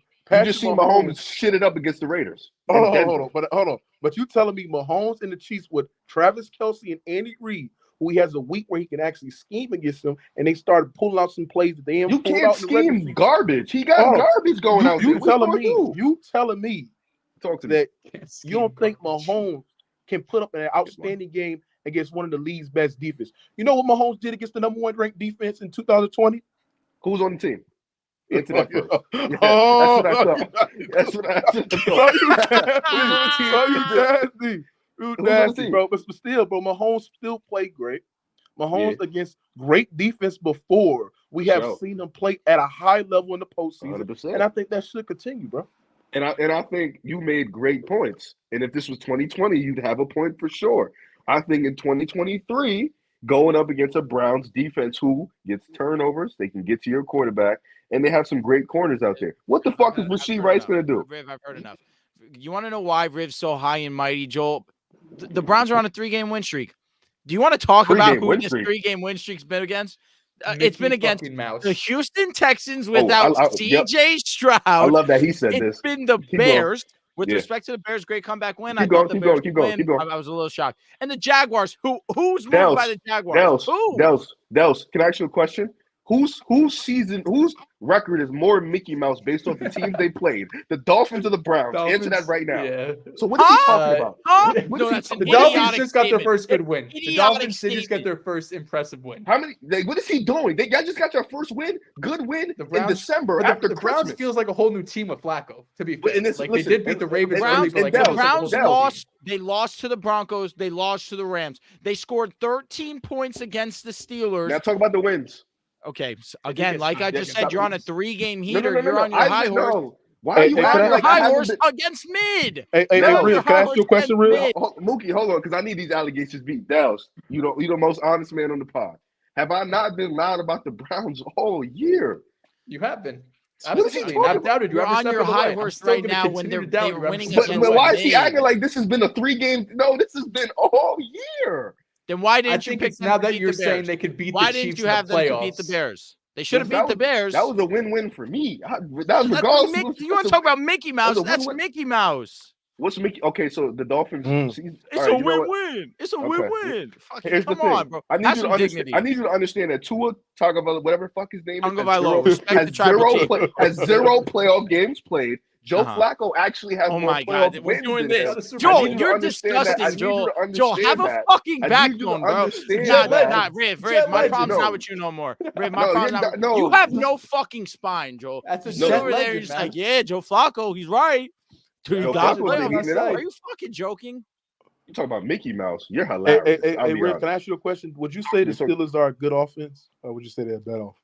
Fuck. They're a bad offense, but they have good What a offensive fucking talent. dude. All right. Tell me how the Steelers hanged up almost nearly 30 points against that Browns defense that you Shit, so Browns called. Shit happens. has moments where it just is not. Yeah, Uh, the Browns. But wait. To be fair, the Browns defense has missed Garrett for some time. They've missed Ward in games. They've missed some That's true. dudes. They've missed some dudes. Now let me ask you this question: why did the Chiefs not score 20 points against the Raiders? I'm Please trying to answer find that out. When you answer Riv, that for me, I'm trying to find that no, out. you're done. Don't bring my name up. Don't you're done. Don't I don't bring want my to hear name this coming from because bro, no. the Because look, stop Browns. talking. You're because- geeking up. You're geeking You- up after you a were- win versus the and- Texans. Drew, when you run your mouth about the Dolphins beating up on bad teams, I don't say anything. Did let I you even have your run my fun. mouth when I they let beat you the have your fun, Cowboys? which I is didn't. sad because that's you've what you been should. running your mouth. pretty You big have, for but you this should have ran your This is mouth actually when the they beat quietest Dallas. you've been, which I'm No, shocked. This I'm should be being Oh, the the loud loudest Rams? right now. Oh my goodness. I'm being calm. I'm being humble because I know what the bigger picture is, baby. The Dolphins are going to the fucking chip. That's all Don't- I'm gonna say. That's the why I'm bigger- not gloating over a fucking win in the regular season. But I'm not moved by that. Drew, let me explain something to you. We lost Nick Chubb. We lost Deshaun. Then we had DTR. Then we had I forgot who was No, Joe PJ Flacco, fucking great Washington. story. Walker. Then yeah. we had Joe. We had lost PJ every Washington. every single quarterback known to man. PJ And we're still at Washington. like, what are we PJ doing, Washington's so bro? crazy. Like, you gotta give me some credit. We didn't went through hell and have like all year. We're still a 10-win team, bro. I'm gonna be excited. Come on, Yeah, bro. but Riv, that point of you saying that you trust Andy Reid and Mahomes and Kelsey on that offense with Pacheco and all them other guys that scored that Browns defense, absolutely, because it's been scientifically proven. That there's been times where teams have literally scored almost like over 30 points against this Browns defense, bro. No, I said no. Yeah, I said if you want to trust in them, you have every right. They've earned that. I said that for sure. But I'm gonna go wild card pick. I'm gonna take the Browns. That's just me. You could take KC. Okay. If they They win. almost just lost to the Bears, bro. Why are you talking like your team has beat any good teams outside of It Dallas? feels like they Don't almost speak. lose to They're every just game coming off to the every biggest team. win of the season. Yeah, I gotta stop with these Brown stuff, man. Come on, Listen, man. Listen. they've Mahomes- been hating all year. No, wait. Not It's gonna just stop. Hating all The year. game on And the- Thursday. And the Browns have beaten every test you put. Don't in lose to front the of them. Jets. Don't lose to the Don't lose fucking Jets. That's Don't what y'all lose say. to Y'all say the that every fucking week. Jets. That's Don't what y'all Don't say lose every to the week. Jets. I say every week. Don't Man, lose to this. Bro, the Don't lose to Rams that. almost put We got 40 your team against the once Browns. already. We got Philly. Rams put wait. The Rams put up 30 on the Ravens. Please don't bring that up. Don't bring that game up. Nah, the Rams are Mookie, like that. stop. Rams Mookie, are Yeah, the elite. Rams getting hot. Rams No, are elite. Mookie, you tried to be funny. Oh, Mookie, you tried to bring that the up. Rams getting hot. They getting hot. They getting hot. They Rams getting and hot. Chiefs off. It's But Mookie. still, It's not even bro, a like, conversation. I'm like, It's damn, not even this a go conversation. Steelers, Rams bro. and Chiefs is Listen, it's the Rams by far. The Browns be having their moments where they give up some points. I admit that. They ain't giving up points to Rasheed fucking Rice. I'll tell you that. I'm gonna tell you that right now. That's your goal. He's a Rasheed Rice fan. He's shameless, bro. When it comes to Cleveland, though, we ride, man. We here, man. So it's quiet. Yeah, man. Listen, I like the Chiefs' chances, man. I can't count them out, man. They won a Super Bowl last year. We gotta get some respect. Yeah, they've been playing bad this year. I mean, playing down to their level, but I do think they can. There's another level they can reach. They just haven't had that outstanding game yet, bro. All right, let's move on to this week in the NFL. Before we do so, quick word from our guys over at PrizePicks. Of course, you guys know month of December we're working with PrizePicks. If you guys haven't already, go ahead and create yourself a PrizePicks account. Use code PAS at sign up. Automatically get entered into our giveaway. We're giving away 2 tickets to any game of your choice, and you know they match up to 100%, up to $100. So make sure you guys go ahead and get in tune with PrizePicks. Now let's move on to our This Week in the NFL. Mr. Dehls, do you want to start us off, sir? I was going to ask, let's run through these super chats. We got a bunch. Let's do these and then hop into This Week in the NFL. I was ready. I had mine. All right, first one, Damian Delgado. He said it's time to pick a side on Drew's Chipmunk. Yeah, you were horny that night. That I don't know. weird. I wasn't horny. he was I wild. was genuinely curious. And that picture is also fucking hilarious. Mook, have you seen that picture before? What? It's a picture of Alvin and the Chipmunks. Mm-hmm. Stop there. Just stop there. All right. Someone do Mook the favor. Drop the link to the tweet in the chat. Next one from Ricky. Shout out to our guy. He said, my PAS brothers. What's up, family? What up, Ricky? He said, Rivio be acting Hollywood on IG. If Kate Cunningham was traded, what's the best team for him? Me personally, I think Orlando. What's his IG? What do you think, Riv? I think it's Clicky Keys. Oh, well, I don't get Instagram notifications, so my fault, Ricky. But yeah, Orlando would be cool. Brooklyn is cool. Free him, man. No, he's not going to free K, man. Free K, man. 40 points, 71% of the field. He was tweaking the fourth quarter too. He was doing everything he could. He did everything. Then they ran a play for Alec Burks. Yeah, come on, free him, man. Free him for real. Unserious game. Black Sunday, shout out to the donation, says Max Crosby and Raiders D-line are salivating at the thought of Jarrett Stidham at quarterback. First off, salivating is insane. Secondly, yeah, I'm not looking forward to it. Honestly, we might. Season's over, bro. It's over. It's been over. Jig is up, buddy. Aerolock says, don't act like the only reason the Packers struggle with the Panthers is because of that bum-ass Joe Barry. He is the antichrist of football, and It's sad Jordan has to carry this team as a first-year QB. Keep up the good work, boys. Appreciate you. First-year QB is so funny. A quarter more than Packers fans hate Joe Barry. They hate Joe Barry. Alexander's not playing this weekend, too. You saw he got suspended for making a captain? Yeah. Is that what happened? Yeah, so stupid. Yeah, he's ducking Jettis. Jettis is back. Ricky says, Joel, I need you cooking these fools about your Luka Doncic agenda, specifically Drew. Fry him. Luka Doncic is a great player. He's a top 5 player in the world. Points. Have I ever said anything other than he's a top 5 player in the world, Riv? Yes or no? I don't think so. All right, so then this nonsense. He might be like the second best in the world right now. What? He's better than Curry? Right now he is. You can't get me. Right now he is. I ain't gonna lie. He's wild. Luka's been on shit. Right now he is. Right now I hated on the Mavs. Right now. I hate Mavs. I never hated on Luka. I also gave Luka a little bit of a for not making the playoffs. I ain't gonna lie. We the only team that be beating Mavs consistently in the postseason, man. Oh, he a Clippers fan. Yeah. Oh, you're a Clippers fan. No, I'm a Kawhi fan, but you know. Okay, respect that. Yeah. All right, Caleb Bell says Broncos country, let's ride. I don't know if you mean that, but I appreciate the donation. Shout out to Chris Bass. He says CMC should be front runner for MVP. Agrees with you, Duke. Mook, excuse me. He said with how inconsistent the QBs have been this year, MVP shouldn't be strictly a quarterback award in my opinion. That's what I'm saying. Like it's so hard. Like it's crazy. That's what offensive player of the year is for, right? That's for the other non-quarterbacks. The thing is, basically. MVP. Bro, the MVPs. This is the first time I've seen in football where an MVP award is not like we have seen the defendant winner like within like 4 or 5 games to go in the season. Like this, I don't even know who should win it, bro. Like it's just me. It's because quarterback is the most valuable position. Last time we saw a non-quarterback win was AP. You look at that situation versus Brock and CMC. Yeah. He had Christian Ponder. He had a carousel of Rice. quarterback. He back Coming now. off a torn ACL in week Off a 16, torn- He 14, deserved whatever it that was. shit. Yeah. He so blatantly was the MVP, and he got his team into the playoffs. And he had 2,000 yards. He was number 2 all time in terms of rushing yards in a season. I look at CMC. Brock has been way too good, like way Debo, too good Kittle, all that for shit, CMC to be the MVP. Tyreek Hill, Tua has been way too good. Number 1 in passing And they're yards. not Number going to give it 1. to Tyreek. They're He'd be the not first gonna ever to win it. He would have had to get MVP 2K. I don't think he'll get 2K now.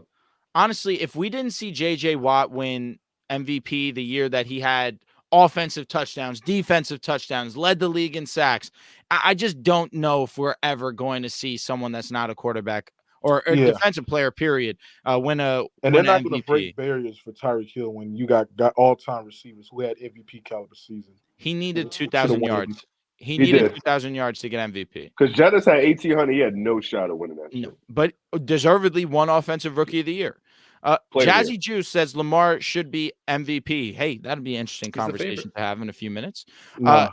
Zach Prebe, but don't want to disrespect you. I apologize. Appreciate the donation. He sends another one. He says, Riv, you're cute. And Joel, pay up for the Titans bet. Or Joel, pay on the Titans bet. Thank you. I don't got shit on the Titans.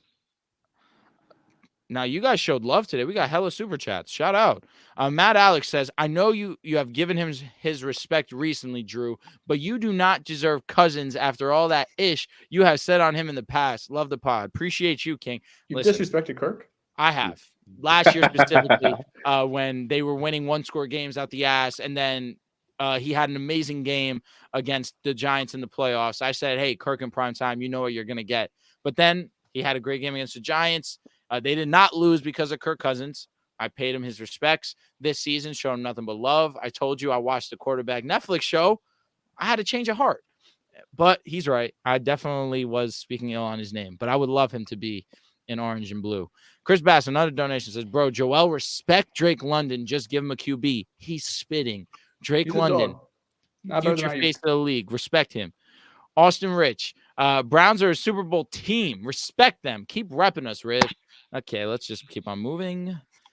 Austin Rich says, Browns beat the Niners and the Ravens. Like, what? LOL. Listen, we're not moved. Did No. Miami beat him? Question: Did Miami? Did they have any? No. Okay, sorry. Well, Miami's about to fuck up the Ravens this week. So Oh, get like, ready. The Ravens Like- also beat the Browns.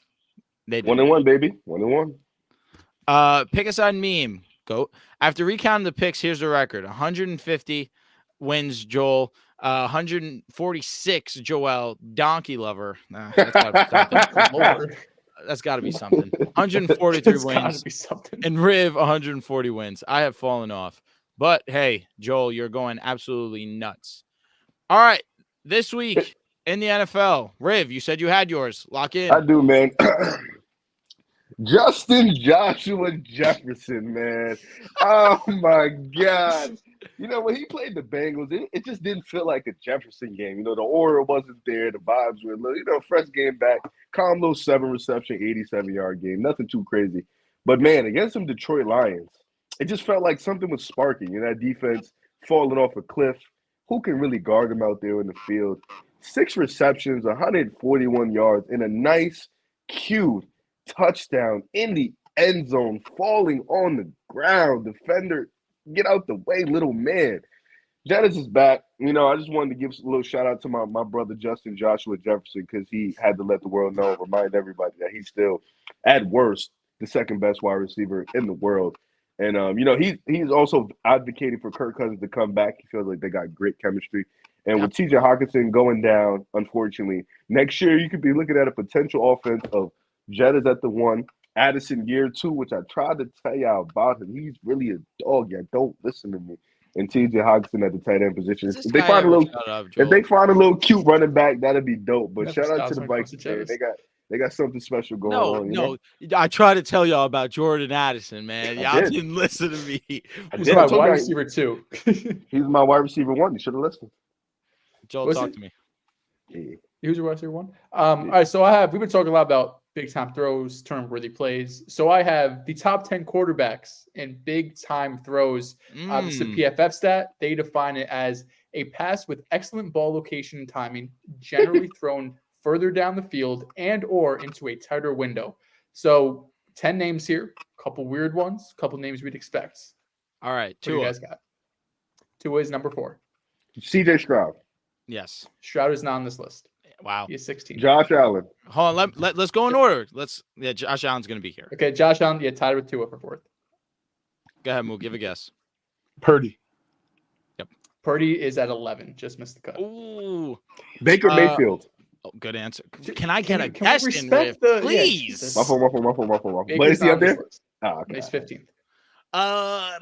You take Wow. fucking forever. That's your problem. Hurry up. That is my problem. I'm thinking too much. Well, who'd you say, Mook? Purdy, but I think it's Stafford.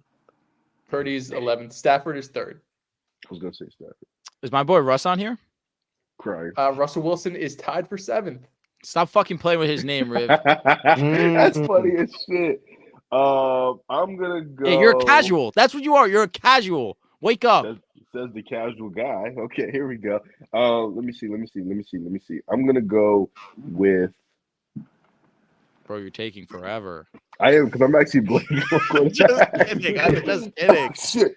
Fuck. Damn, I can't think of any. Oh, Lamar Jackson. Lamar Jackson is not on this list. No. He's not like that. Come on, why? Come on, real. Come on. Yeah, I couldn't think. That Why was the only would one that you popped think up. that? 14. Go ahead, say your boy. Is Herbie on here? Herbert is not on this list. No, Of course because he's I a watched. fucking bum. They ain't got no guys. They ain't got no. Yeah. Speed to vertical Bum. throws. Let me think. So which ones do we have? We have 4, 2. So we have, we have Dak Tua, Prescott. Hold on, where's Josh Herbert Allen, rank? Where's Herbert rank? Jordan Love. Herbert is 12th. Wait, we didn't say Jordan Love. Jordan Wow. Love's on here? Did I say Jordan Love? I didn't say Jordan Love. I thought- Your love. Jordan Love. Wait, Dak's up here, right? Dak. Dak, Dak yeah. Prescott is tied for number 1. Yes. 34 big Is time Jalen throws. Hurts up here? Jalen Hurts is number 10. All right, Respect let's do him. it, let's do it. Is So we're Derek Carr up missing- there? Hell Derek Carr no. is not up here. No. We're missing the player. We're missing the player who's tied for 1st. Justin We're Fields is up here. missing 6th and another one who's tied for 7th. Justin Fields? Justin Fields, no. no. Is Desmond Ritter here? I'll throw up. Desmond Ritter is not. No. Thank God. Thank God. It's 26th. Is Geno Smith up there? Mm, Geno Smith is also tied for 7th. Yes. tough. Okay. Geno, Russ, and Love all have. So what numbers are we missing? So we're Numbers. missing tied for 1st and number 6. Oh, okay, so 2 Is more. Mahomes Okay, here? fuck. Mahomes, no. Loser. Wow. He's not good. Let me see. Dang, man. Is Jake Browning up here? No. Thank He God. hasn't Okay. played enough. Yeah, we're good. If Jake Brown's on there, I say yeah. I Yeah. put credit over This this. stat was garbage. Yeah. Let me Dang, So- man. How we What team All you Is play Joe for? Flacco up What here, bro? conference? What conference? One in each. Joe Flacco's not up here. Oh, Jared Goff. Jared Goff, no. What? Is Gardner Oh, Minshew man. here? Gardner Minshew, no. man. All right. Thank God, too. Is Will Levis here? Will Levis, no. Yeah, you're a comment. Did somebody say Baker Mayfield? Yeah, we said No, Yeah, I said that. Yeah, I said that. I just Yo, we realized. just named all the starting quarterbacks. I mean, the guy for the Commanders, Sam Howell. Sam Howell's number 6. Yes. Well done, That's a good one, Mook. that's a good Well one, that's a good done. Two guys that get benched today, number 6 and 7 big time throws. Tommy you're missing tied for DeVito. number 1. Relax. Another guy who got benched. I'm trying to think. Did we say Tua? Did we say Tua? Yeah, we said 2. Tua, He's yeah. 4. Okay. It ain't just, How it we're ain't just- missing one's ridiculous. I feel like we're just thinking way too hard now. Yeah. We just named all the quarterbacks. Unless he played for the freaking. Yeah, we just. Yeah, but we just named all the quarterbacks. Bro. The only team that keep benching quarterbacks is Cleveland. Is there somebody on Cleveland? Yeah. No one on Cleveland. It's not Thank Trevor. God. Trevor, yes. Oh, I said Trevor. Trevor That's why. I Lawrence? didn't hear you. Trevor's hear you, one? yeah. Trevor's tied for 1st with Dak Prescott. How? Whoa. Shit, I don't know. He's also one of the top in turnover-worthy play rates, though, as well. So the top 10 is Dak Prescott, Trevor Lawrence, Matt Stafford, Tua, Josh Allen, Sam Howell, Geno Smith, Russell Wilson, Jordan Love, and Jalen Hurts. You guys ever seen that military meme when they're all All in right, the and wall? who's 11? Who Sam Howell's the 11, who is clown. 12? Yeah, 11 who is is Brock, 11? 12 is Herbert, 13 Mahomes, 14 All right, where Lamar, Herbert 15 rank Baker, in 16 turnover worthy Stroud. plays? Let's This guy's see. feeding. Turnover-worthy Come on, plays. Dylan, Herbert is 21st, only 13. Wow. So like 8th least, you know. Then he's gonna ask. His Oh. next question is gonna be Oh, Josh Allen. where Josh Allen? Josh Allen's 15th. He only has 2 more 15th. than We here. Ah. Let's Josh Allen's played go. in like double the games. Yeah, All right, love to see that. My The this week. Jets game is tanking. He should be like 20. It is, undoubtedly. Yeah, that definitely ruined his game, and like he had a good game versus the Broncos actually. But my this week in the NFL is going to be a blind stats, I guess, reaction. I'm just going to read you guys these guys' blind stats. I want you to guess who they are, and I'm going to also ask if you could guess who would you rather have in this situation. So it's going to be off this season. Both their passing and rushing totals are going to be accumulated. So bear with me. So for total touchdowns, pass and rushing touchdowns, player A, 24 pass and rushing touchdowns, pass and rushing yards, 4,143. He has a pass rating of 97.2, has 13 turnovers on the season. Now, player B, pass and rushing touchdowns, has 26, has 4,267 passing yards and rushing yards, has a 105.4 passer rating, and 15 turnovers. Tua and Lamar. It is Tua and Lamar. Damn, Rick, go crazy. The 24 got me. I seen Lamar have 24 somewhere. Yeah, what's Tua's? Tua don't got no rushing touchdowns. Tua's so 26 passing, 4,267 passing rushing. I mean, Yeah, you have 26 touchdowns. You have passing, rushing. You're either Lamar and you're chilling, or you're just straight passing. So it's well, like I only say this because obviously what's a big part in Lamar's game is the rushing. Josh Allen, if we had him in this 40. conversation, it gets ugly. It gets ugly. But the MVP leader right now is Lamar Jackson. I only bring this up to highlight how important this upcoming game for the Ravens and Miami is for the MVP conversation at the end of the season. Tua's numbers, when you take in both into account, are just as good, if not better, than a Lamar Jackson. You look at Lamar, he just has some bigger wins than Tua, and that's fine with me. some. Can I answer this question? Talk to me. Or ask this question. Like, how are we saying the guy is the leader of the MVP vote? Like, leader of the MVP candidate when we was not saying this 2-3 games ago? No, he's going to Vegas. MVP. He's going to Vegas. MVP. Oh, Vegas. Oh, okay. Vegas. Yeah, Vegas. It's just crazy because, like, okay, let's fast forward 3-4 weeks ago. Once it was Dak. Wait, what? Dak was. Go back 3-4 weeks ago. Number one, it was Dak. Right? People were saying Dak is the MVP. Right? Yep. Dak is him. He was almost number one in every statistical category from a major quarterback's perspective. Then after Dak fell off, they said it was Brock Purdy. Right? And when Brock Purdy dominated the Eagles, he dominated another team. I forgot. They say he was the number one MVP vote, right? So then Brock Purdy plays bad, and now it's Lamar Jackson. It's just like it's a lot of flip flopping. You know what I'm saying? Like I honestly just this MVP thing is just crazy. Mook, look, this what happened, Mook. So it's not, and I'm not saying it's right, but quarterback has been so up in the defenses have figured out offenses, all that good shit. Who do you think is the MVP? I would go Lamar. Throw your ones up. Why Hold are on. you sleeping? You're explain to you. sleeping. So Dak was the MVP after beating Philly because they climbed to the 1 seed in the division. So, and because they climbed to the 1 seed in the division, that means they were number 2 in the NFC. The reason why Dak dropped out and Purdy got back up because Purdy won, Dak lost, which means since Dak lost back-to-back, he can no longer win the division. And if you go back in history, if you don't win your division, you will not win MVP. That's just not how that's going to work. So because Dallas is not in position, they now basically, if Philly don't lose, they don't have a chance of winning the division. That cannot win MVP. As opposed to Purdy, he just lost to Lamar, who's number 1 in the AFC and was also at the top of the MVP race. So because he lost in a big game like that, he drops below. Now you have Tua and Lamar playing, and they're both at the top of the AFC. I'll be honest, Mook. He's laying this out perfectly. Mook, he just laid it out perfectly. I'm not saying it's right. I'm not saying it's right. No, I'll just tell you how they're doing. He's spitting. And whoever wins this game, like for example, if Tua wins this game, he locks up the number 1 seed, his division spot, which means all he has to do is play well against the Bills, and he will be comfortably, firmly, if not win MVP, like top 2. But if Lamar wins this game, Lamar basically Lamar's getting the MVP. Like if he wins this game and plays well, That's a 1 o'clock game. Lamar's getting the MVP. Bro, That's how it's going. But I disagree because let me add a caveat, Mookie, real quick before you go into your baggie. If Tua loses this game and then he goes and lose week 18, Josh Allen, I'm telling you right now, and this is not going to be because I want Lamar. They're going to give Josh Allen, if not give him the MVP, they're going to make it. The Vegas is going to make it really, really fucking hard to not bet on him to win the MVP. That's all I'm going to say. All right, let me say this. Lamar is not the MVP, bro. We got to be honest with ourselves.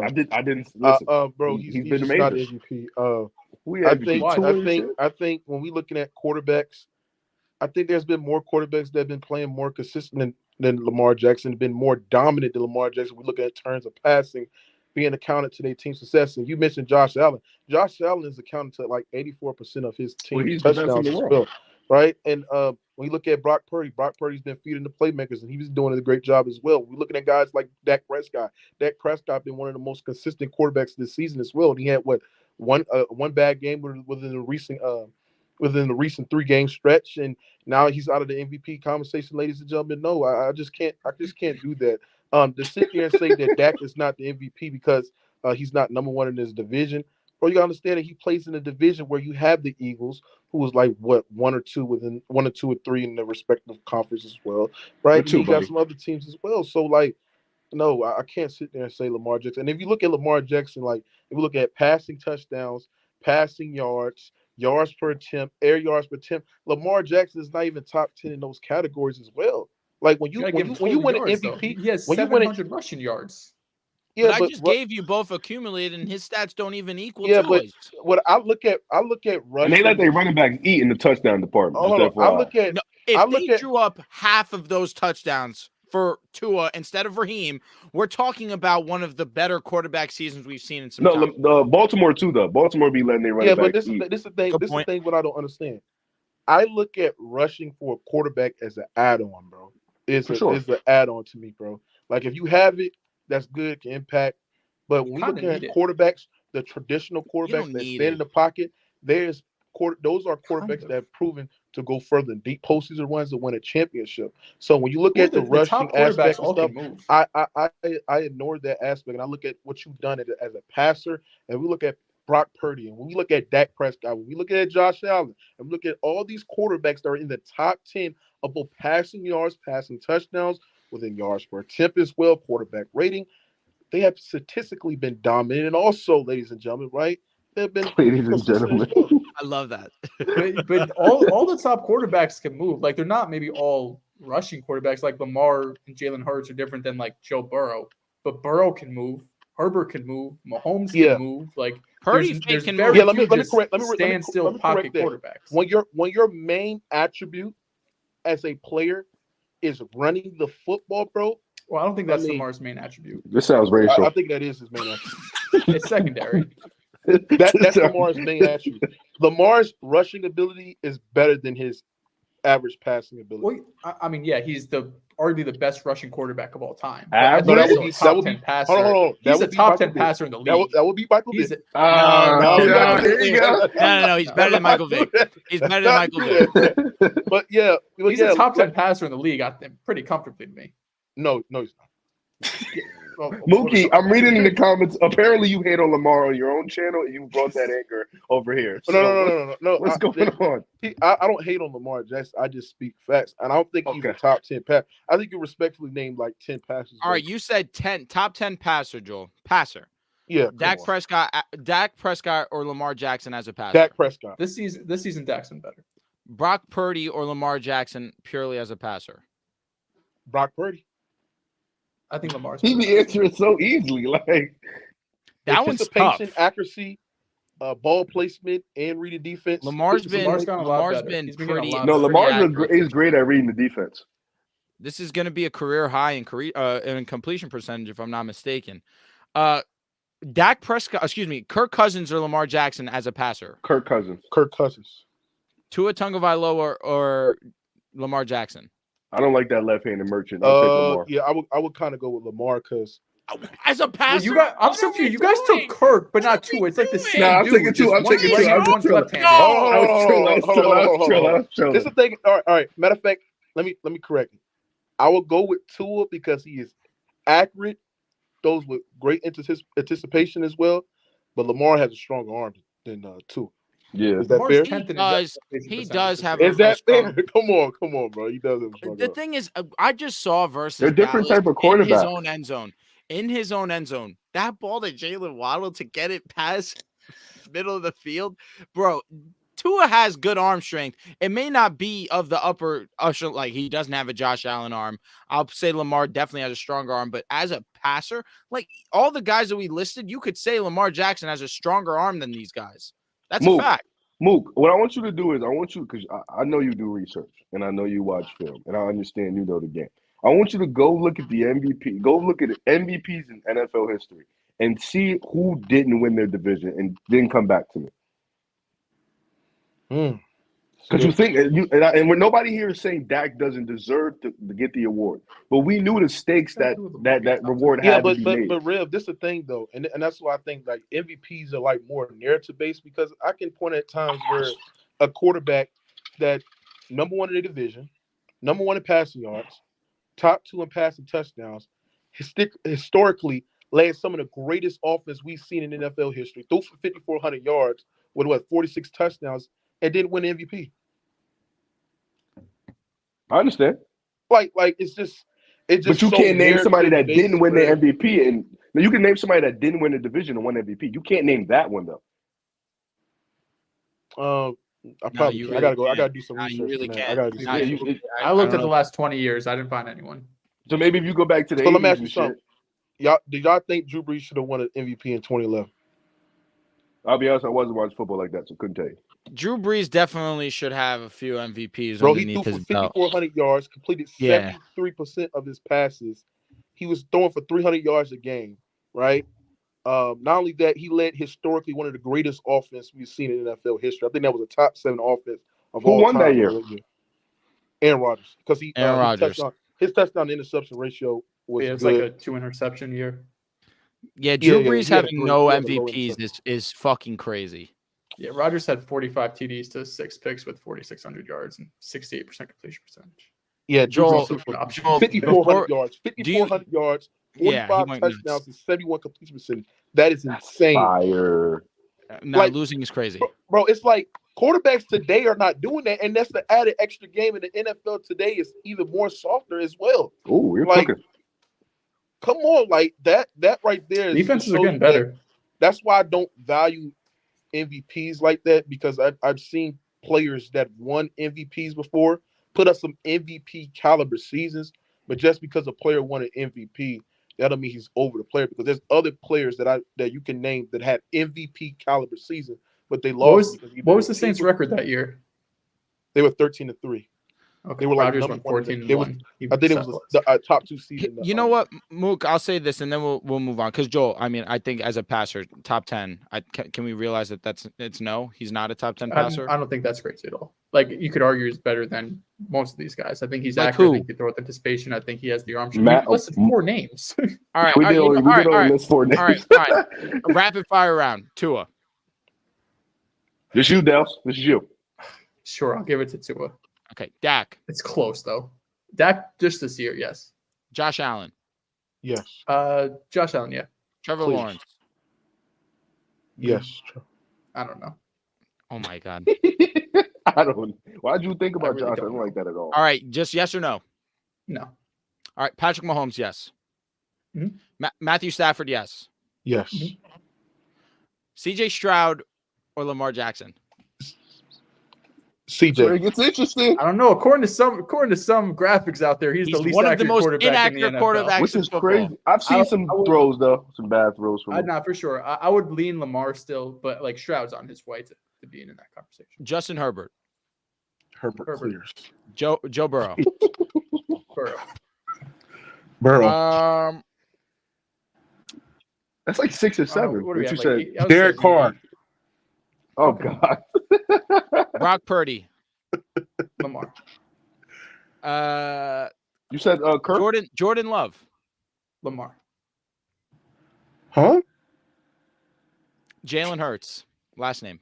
Here we go. This is pulling strings for your boy. I was like 3 weeks ago. I said Lamar over Jalen Hurts. Now I'm like Jalen Hurts over Lamar, and I'm like Lamar's better than Jalen Hurts. It's tough. I get man. it. We're waiting for you, buddy. I don't know. I need a round table. It's I can't Hurts. choose. It's Hurts, man. Come on, man. It's Hurts. I would take Hurts as a passer. Yeah. I think Lamar is better at reading the field, but Hurts is like a better passer. Okay. I like that. I like The thing that. is, Lamar's pocket presence. Oh No, my he's Lord, one of the have greatest mercy. I've ever seen. No, he's it's- unfucking Yeah, believable. but when you talk about Lamar's pocket presence, like how much we contribute to his great pass protection. Like when you go off, like watch the film and look at how great the pass protection has Yeah, been he hates for the Lamar. Baltimore Ravens. Do hate Lamar. No, I'm not hating. I'm just saying, like when you go back on film, it's like, well, Lamar has what, and yes, he's scanning the field. You know what I'm saying? But I'm saying like the pass protection is holding up really comfortably, really, really well. And Lamar Jackson have literally 20 seconds to literally find an open receiver down the field. It's like we got to give credit to his that career, though. We got to give He's credit having to it that now. Ravens offensive line, bro. That And Ravens also look at the offensive line. weapons. Like, look, we're talking about all these other quarterbacks. They all have like a bona fide dude. The Ravens really don't have shit. They Yeah, got they lost Zay their number Flowers one out there dude. and Odell. Mhm. Yeah, Bro. and even can we Mark show some Andrews respect- isn't even on the same stratosphere as AJ Browns and Jettas and Tyreek Can Hills we and Jamar show some Chase. respect to Zay Flowers? How Zay He's Flowers a has been rookie. He's a Zay rookie. Flowers could be a Zay really Flowers good wide has been receiver playing like too. a top 20 receiver in the NFL this year. It's a strong statement, Mook. Top What? 20, top 25 20, receiver. like, again, you say statements like this. I pull up the list. We named 20. There's 20 guys. Pull up the we fucking list. don't have to do it. We don't have to. No, do that, but no. You can't walk I'm away just with no saying, dumb like, shit like that. Pull up the list. There's no way. What I'm saying is There's this: no way. Zay Flowers have been a great weapon on the outside for Lamar. He's been Jackson. really good, He's but he hasn't been elite. He's really good. Top Odell, 20 damn near elite. Great. He's part of the puzzle. He's not the puzzle like an AJ Brown Mark is. Andrews or is the these top other dudes. top 3 tight end in the game. Not only Sure. that, bro, they have great running back room as well. They also have The they running back also room's kind of ass. and they also have Odell. Odell is a really good, like the offense that they run. These are like it's- twos it- and threes. Yeah, It's but like the Odell's a offense wide that- receiver 3, 2. yeah, but the offense that the Odell is in Ravens- top 30, bro. You're trolling. Huh? Odell is in top 30, bro. You're trolling right now. Like, come on, bro. Odell, Beckham Jr. right now. All right, stop treating Odell like he's mid. He's not top 30. Yeah, he's not please. mid. Come on, bro, stop. Man. He's not mid. Respect him. No, Well, but I I'm will saying say- I Odell. will When say we're looking at, Xavier Flowers when we're top looking at 20 is nuts. Odell, the type of offense that they run a lot of drags, they run a lot of hitch routes, they run a lot of slants, they run a lot of curls. Then at times, like a third and long situation, they run a go route for Lamar Jackson, especially out the slot. They run a lot of offense where they run a lot of crossing routes as well. So like they have the personnel to literally maximize like Lamar Jackson in this situation as well, because you got Zay Flowers, who's a great speed route receiver. Odell can literally win one-on-one coverage as well. Duvernay is an underrated slot receiver, like running drags as well and get upfield. So like we got to give credit to like the situation when we talking about the weapons This weapons the room is Ravens like have bottom as 8 in the well. league. Bro, you're dragging it. with no I'm not- Mark Andrews, especially no Mark Andrews. This is probably the bottom 5 or 6 weapons room in the league. Boog, this The isn't offensive it. line is This really isn't good. it. Flowers And is we a gotta wide give credit to receiver that, one. man. It's Yo, one of the it's- worst wide 'cause- receiver ones in the league. Bro, Which the I words like you're trying saying. to I put think in, he's like, really good, but like, yeah, Odell, he's sneaky. Devin Duvernay, he's underrated. Like, come on, let's stop. Once you Enough. said look, Devin look. Duvernay, Mook, I'm you lost. telling You you said this, Devin Duvernay, I was like, no, I'm sorry. Look. My point is to sit there and say is that the Ravens offense finally they have weapons, so y'all cannot make the excuse that they don't have weapons as This well. is weapons are probably still his mid. best. This is They're- his best this is supporting the cast. best And that's not weapons even he's that had. good. And That's it's not a that good. Hold on. perfect So unit in the league. we're gonna underrate Hollywood Brown. That's what we're gonna do. Oh, what the fuck are we doing here, bro? It was Hold on, Hollywood hold on. Brown and I like Willie Hollywood. Snead and a Hollywood young Mark Brown was a Andrews. really great wide receiver. Who's bro. better, Hollywood or Zay Flowers? I really genuinely think it's Zay Flowers. No. No, that's disrespectful to Hollywood. It's Brown. not disrespectful. Zay Flowers. That is just shows the really weapons better. room now. If Hollywood's better than Zay Flowers and Hollywood's kind of like And a it's probably teetering like wide receiver this. too. It's probably like right here. Like if you think it's Hollywood, it's like not far off. Hold on, I'll be right. Don't. I'll be right back. It's crazy. Here we go. Next topic. We're gonna. Oh God, I don't like the way that this looks. All Yeah, right, yeah. I like this a little bit more. When he gets back, we'll have Mookie back. He's cracking me the fuck up. So we were gonna talk Devin about the lines. Duvernay. We are gonna talk about the lines a little bit, but we'll wait for Joel to come back because I need to see his face when he looks me in the eyes and tells me that the Lions are the NFC North champions. I need to see the look in his eyes when he has to accept that fate. So But let's yeah, just. oh, There yeah. you go. Go ahead, Mookie. Yeah, but that's what I'm saying. Like Hollywood Brown, like the years of like Lamar Jackson MVP year, I think the year that he caught over 1,000 yards. He led the league in drops. Amari Cooper led the league in drops. Is he a good wide receiver? You cooked right there. You got me. You Okay, fucking got me. My point. Yo, that was a quick ass answer. That was. Too. You got me. My point is to sit there and say is that Hollywood Brown was a really good speed wide receiver. The way that the Chiefs built their offense, and we know that Hollywood Brown is not on the level of Tyreek Hill. We know that Mark Andrews is not on the level as Kelsey, but we talking about speed wide receivers as their main offense to go to, and they had possession tight ends. The same way that Lamar Jackson had a speed wide receiver, Hollywood Brown. And Tyreek Hill in the same sentence. No, I'm not putting. Hold on. Universe, I'm not putting them in the galaxy, same. war, I'm not like putting them. nothing. Hold on. I'm not putting them in the same But just because conversation. they're both fast doesn't mean we can. No, compare but them. I'm just saying the way that the type of personnel that they had, right? They had weapons on the outside. They had Hollywood Brown, who was a great speed wide receiver, and Mark Andrews was a really, really good possession wide receiver as well. So no, like we gotta. I'm with you. To say that they had no weapons, I don't think that's true. But no, it's not that they didn't have weapons. It's compared to the rest of the league. Hollywood as your wide receiver one is It's a bottom crazy. 5 wide receiver one in the NFL. I think Hollywood Brown being with a quarterback like a Allen or a Burrow. He's got Kyler Murray. Kyler Murray's been injured this year. And hold on, let's not With ignore Kyler, the fact. He's been worse. He was best with Josh Dobbs in the first month of the season than he just ever been with Kyler. Hold on. Let's not ignore the fact. Hold on. Let's not ignore the fact that last year before Kyler Murray or before Hollywood Brown got hurt, he was on pace of having 1,200 yards as well. He was going crazy.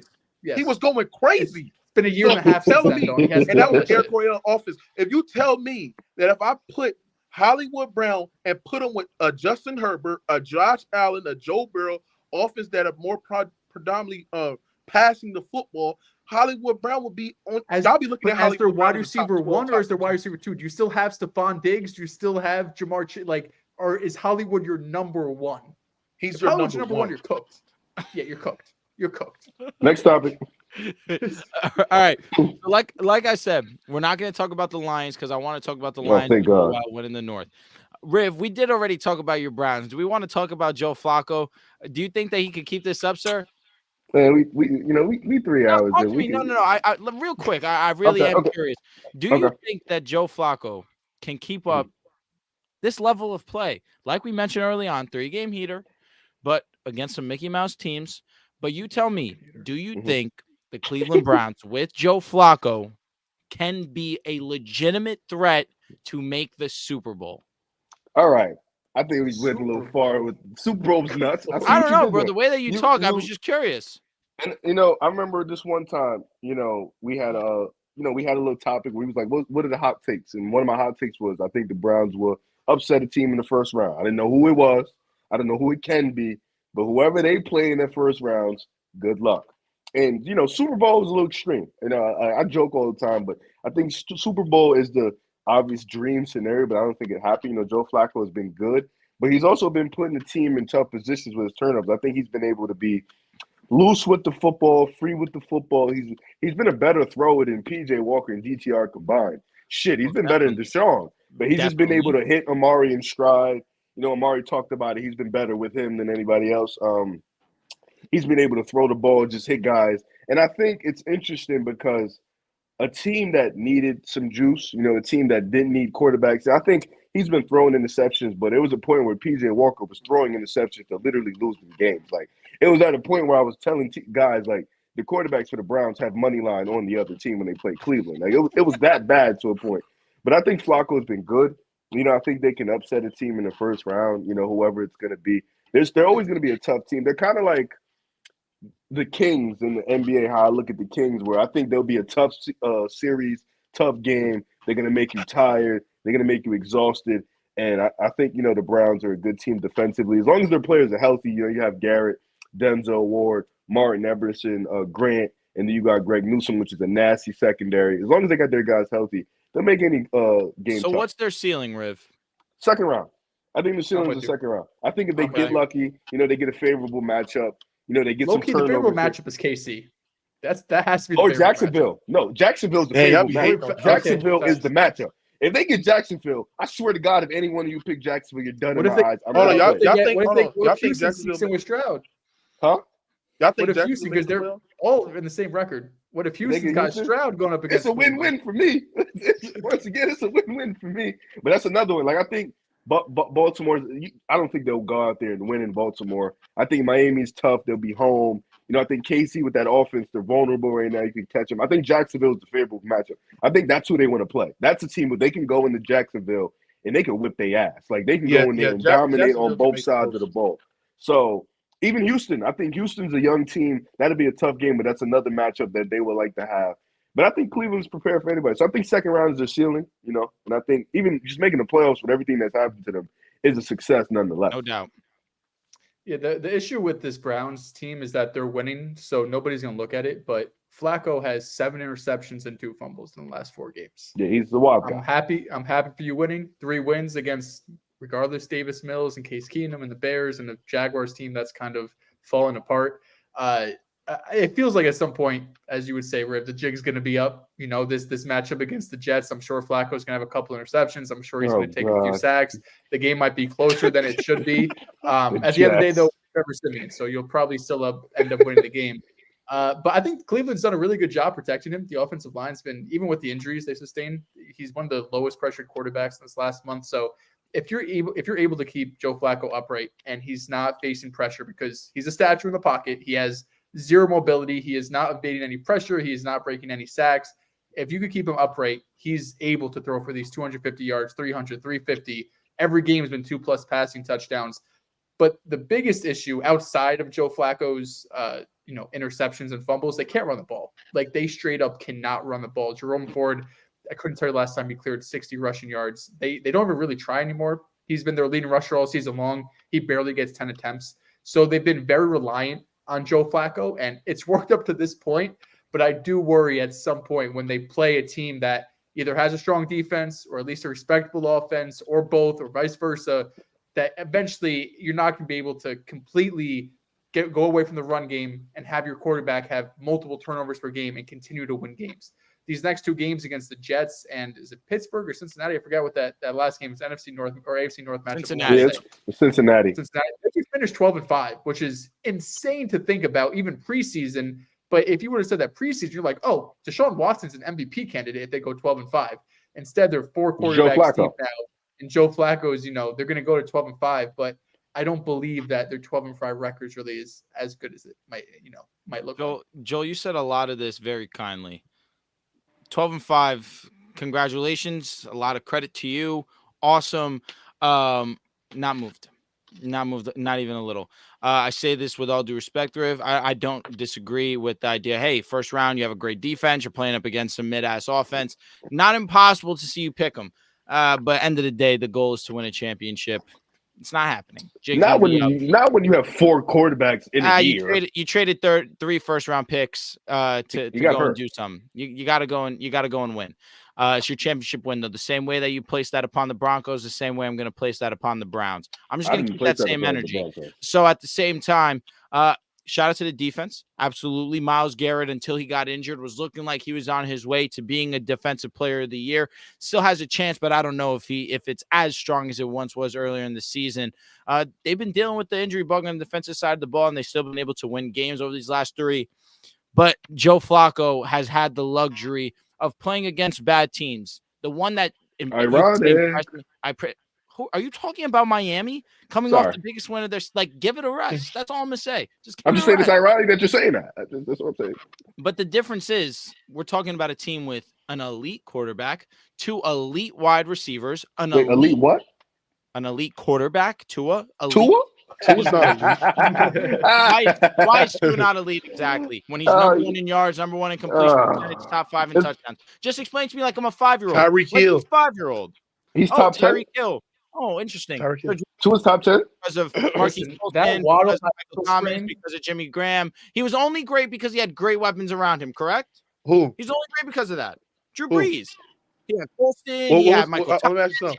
What was his Graham. great? These are all dogs. Hold on. What was his great weapons in 2015, 16? Was that the year right before they got MT? What did he do in the Yeah. 2015? I'm pretty sure he was amazing. 5,000 I wouldn't yards. doubt it. Yeah, I 5,000 bet. He was amazing. Literally, You picked the wrong guy. But my point being is, he Okay, has that's had strong. great. He's had great weapons, and he's elevated. But Tua, with these great weapons, is still playing elite football. So I'm not going to shy away from the conversation With of saying one he's team, elite. one win against a good team. I got it. And he's played well against essentially every team outside of maybe Kansas City. Dehls, let me ask you a question, Dehls.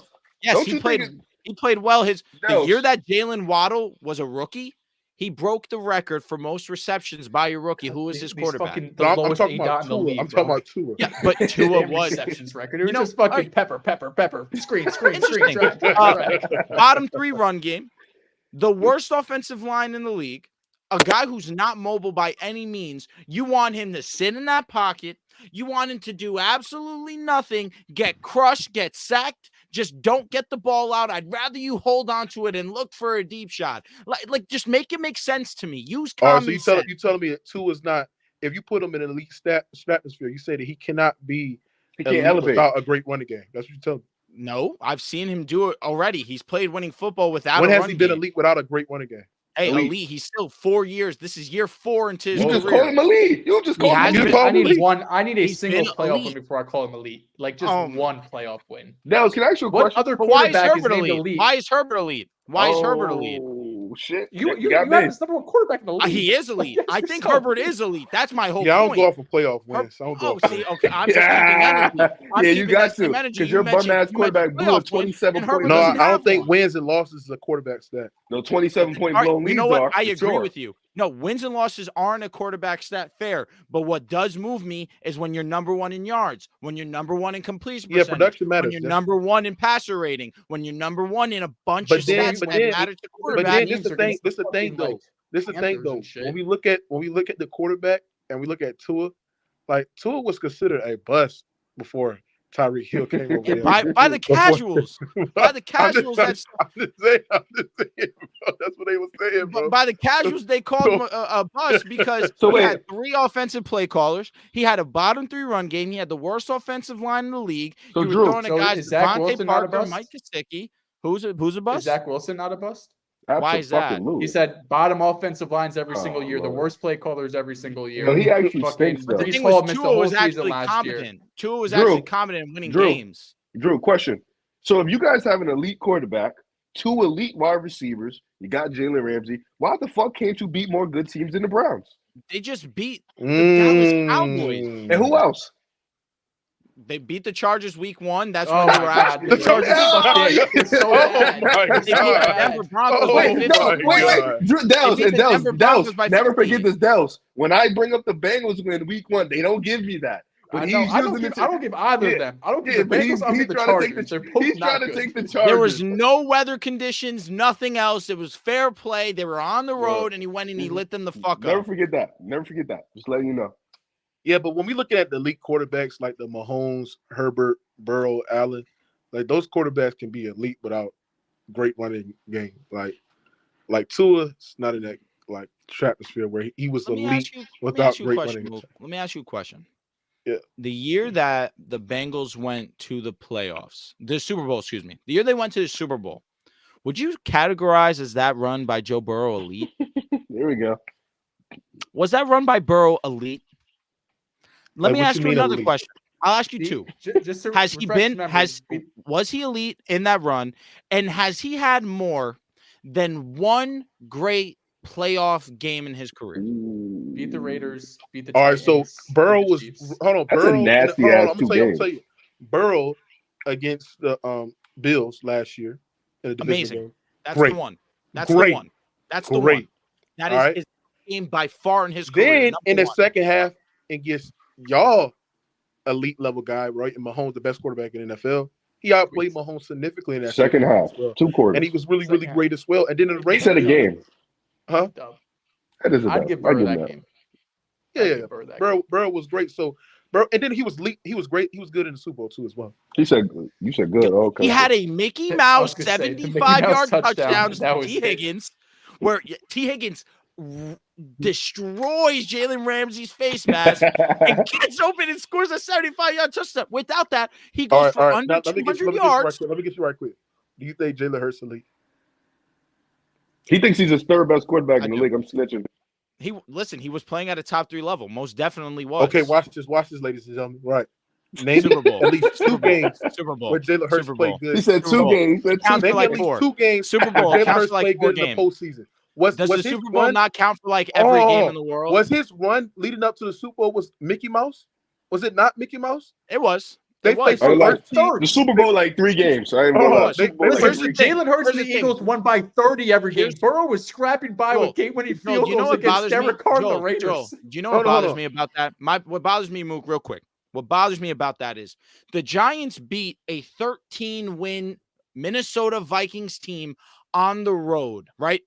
But when it comes to the Philadelphia Eagles Bottom 10 absolutely defense, right? waxing the Giants, there's just that gets no credit whatsoever, even though the Giants had just come off a win versus one of the best teams in the league last They year. were the most fraudulent 13-win team in the league. Yeah, come on. You already know. Put that into context. Minnesota, that Like offense they're kind was- of like the Browns of how you look at the Browns. You still look at that Minnesota's Vikings team. defense was bad, but that offense still was all world, and But they had couldn't to do stop a job. anybody.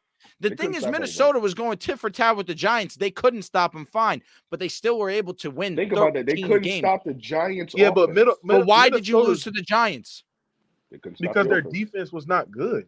They were not a really good. So let me defense. ask you a question. If they faced Minnesota instead of the Giants, are we looking at it Yeah, different? bro, Minnesota had a 28th ranked defense last They year. were terrible. But my point being is, do you look at it different if it's Minnesota, a 13-win team, or as opposed to a Giants team that wasn't even supposed to be there? We're looking at it and just not even thinking about it, even though the Eagles just executed at the highest level possible.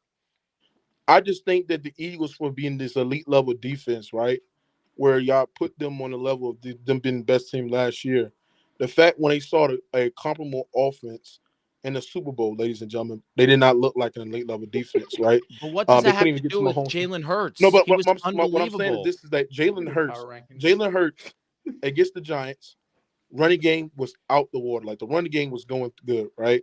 Against the 49ers, missing, the other Brock quarterback on the Purdy. side, They lost Brock all the Purdy. quarterbacks. Yeah. That's a Mickey Mouse game, most definitely. Yeah. So like outside of that one game where y'all put, and they use this one game to sit there and put Jalen Hurts as this like great elite level passer and stuff like that. And say, oh, look what Jalen Hurts did in the Super Bowl. This is the reason why he's elite quarterback. It's like, bro, like outside of that, bro, y'all had Mickey Mouse runs going into the Super Bowl. You faced the Giants team, who was one of the worst teams to ever make the playoffs because not only they were trash offensively, but they was trash defensively as well. Why did they win a playoff game? They won a playoff game They won the playoff game because against a Kirk Cousins didn't play 13-win well. team. Okay, but you got to put into context who they played, man. That's 13 wins is crazy. 13 wins is crazy. Not understanding that defense was terrible. The defense was not good. They were not a good The defense. defense, that it year. wasn't good. It wasn't. I'm not saying And you're then- wrong. Yeah. So like, I just want you to keep the same, logic when you sit there and say Joe Burrow has not had more than 2 games elite. The same thing goes for Jalen Hurts. He's only had I'm one saying great good. game in the postseason. Good. I'm just saying good. Give me a good game. That game versus the Bills and that game versus the Chiefs the first year that they went to the Super Bowl. I think that was the most impressive game for sure. The game versus the Bills. Yeah, that one game against the Chiefs. Right? Burrow's That's also when had he like was good. double the amount of playoff games. Yeah. He has. But I'm just saying they love to discredit that game versus the Giants. But if they would have faced a 13-win team in the Vikings, I feel like conversation is going to be a little bit different. That's all I'm saying. Yeah, But the because Giants, it's the Giants, do you think the they don't Giants was a good team? I mean, they were good enough to beat a 13-win They were- team. They were so mid. Do you think the Minnesota Vikings was a good team? Also mid. I But always better thought mid. they were fraudulent. I always They were thought mid, right? They were 2 mid They were. teams. So you think I But they should won give 13 Jalen Hurts games. credit for beating for facing a team that beat another mid team to get to the divisional game. But the reason why it means more is because he was unbelievably great in the biggest game of the year.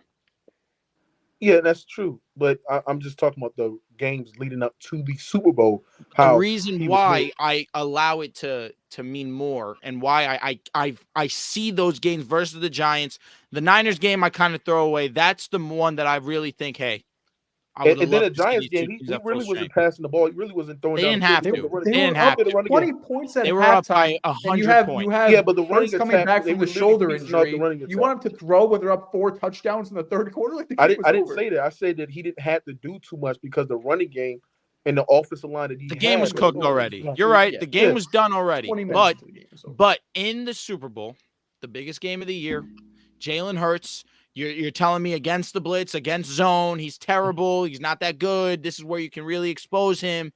Mhm. And he goes and shuts down all of that in the Yeah. biggest game of the year and goes tit for tat with the best quarterback on the planet. Okay, but also you have to put it to the fact, because if you're all about putting things and analyzing games through a full perspective, you got to also talk about how that turnover really put his team in a bad situation, ladies and We've gentlemen, had this right? conversation To a lose this lot. game I was as gonna well. say, So they had the turnover, they're still um, winning. Like it's, you know, it's the first or that second fumble that he quarter. had, the Chiefs with, I think they Oh tied the my game. goodness. So like, come on, like we have to be real with ourselves. We're as gonna, how well. about the Like, game-winning drive in the fourth quarter and the 2-point conversion where he's running over people to tie the game and the defense couldn't get a stop all night. But we're Yeah, gonna look at The that Eagles one defense fumble. was dog shit. But that's the thing. Eagles that's the defense thing. was dog shit last That is year. an outlier of a game for Jalen Hurts because he's never had a He game had like a that in that 15-game stretch last year where he was damn near the MVP. Are we talking about in the regular season or are we talking about in the postseason? And was he This not is an so- Postseason MVP games, candidate when this they're Yo, when we season? talk about one game in the I This can't is have this so debate deja again. I vu. can't. That's I the really, outlier of a Drew. game. I can't have this debate again. If Deja you want vu. to, go for it. I'm ready for power rankings. I can't have this debate. It's deja vu. I'm and sorry, shit. but that was the outlier. I'm sorry. Outlier's crazy. Outlier's crazy. I'm a fan of Jalen Hurts. So I don't Look, know. I got I'm no not here problem for with Jalen Jalen Hurts, Hurts. but we gotta be honest. So you All right. don't like Jalen Hurts. You don't like Lamar Jackson. No. I was You're gonna a say it. Herbert fan. No. I was gonna say it. Oh. I'm not really gonna Hold say on, it. I like Jalen Hurts. Just saying.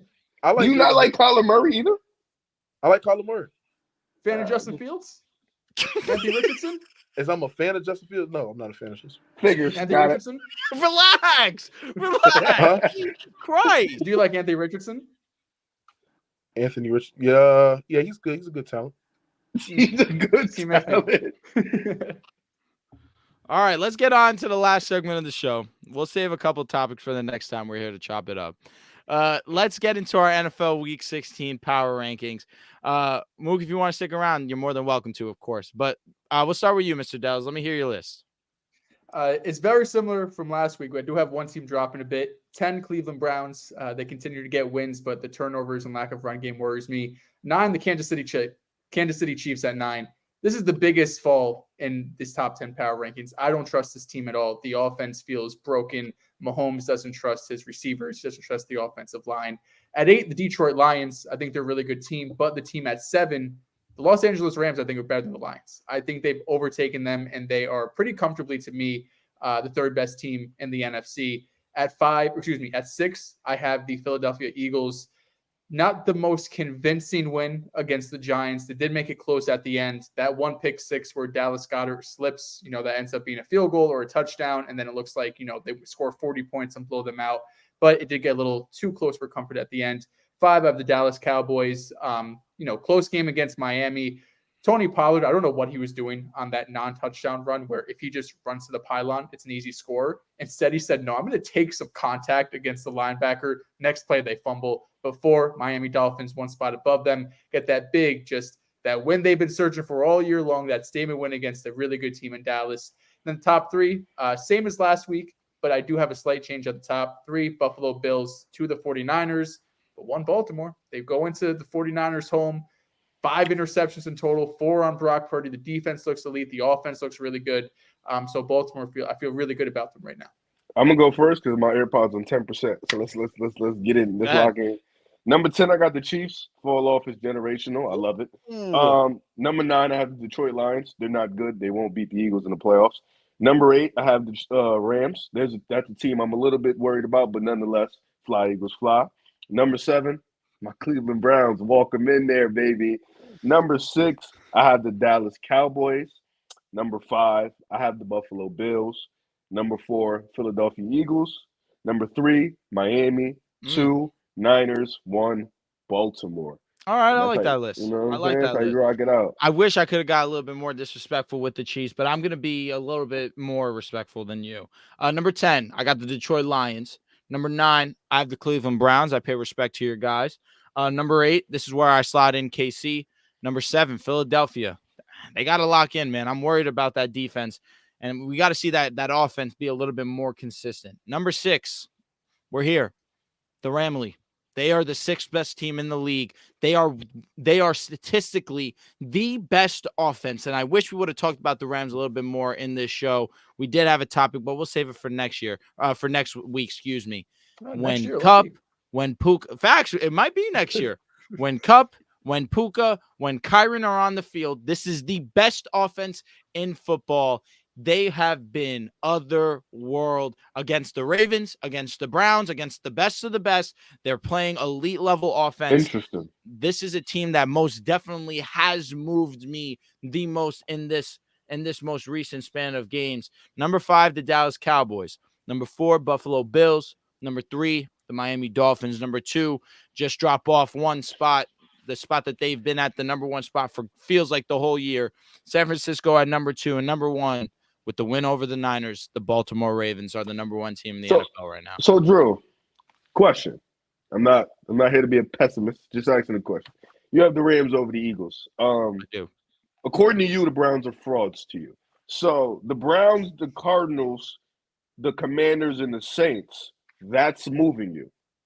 Yes, the Browns, the Ravens, correct? No, they lost to the Ravens. I'm just counting wins. Well, no, I understand that the offense. Because the fact that they lost, but they looked good in the loss. But it's how they look. Their offense, when all those guys are out there, Puka, Kyron, they look fucking insane. Insane, dude.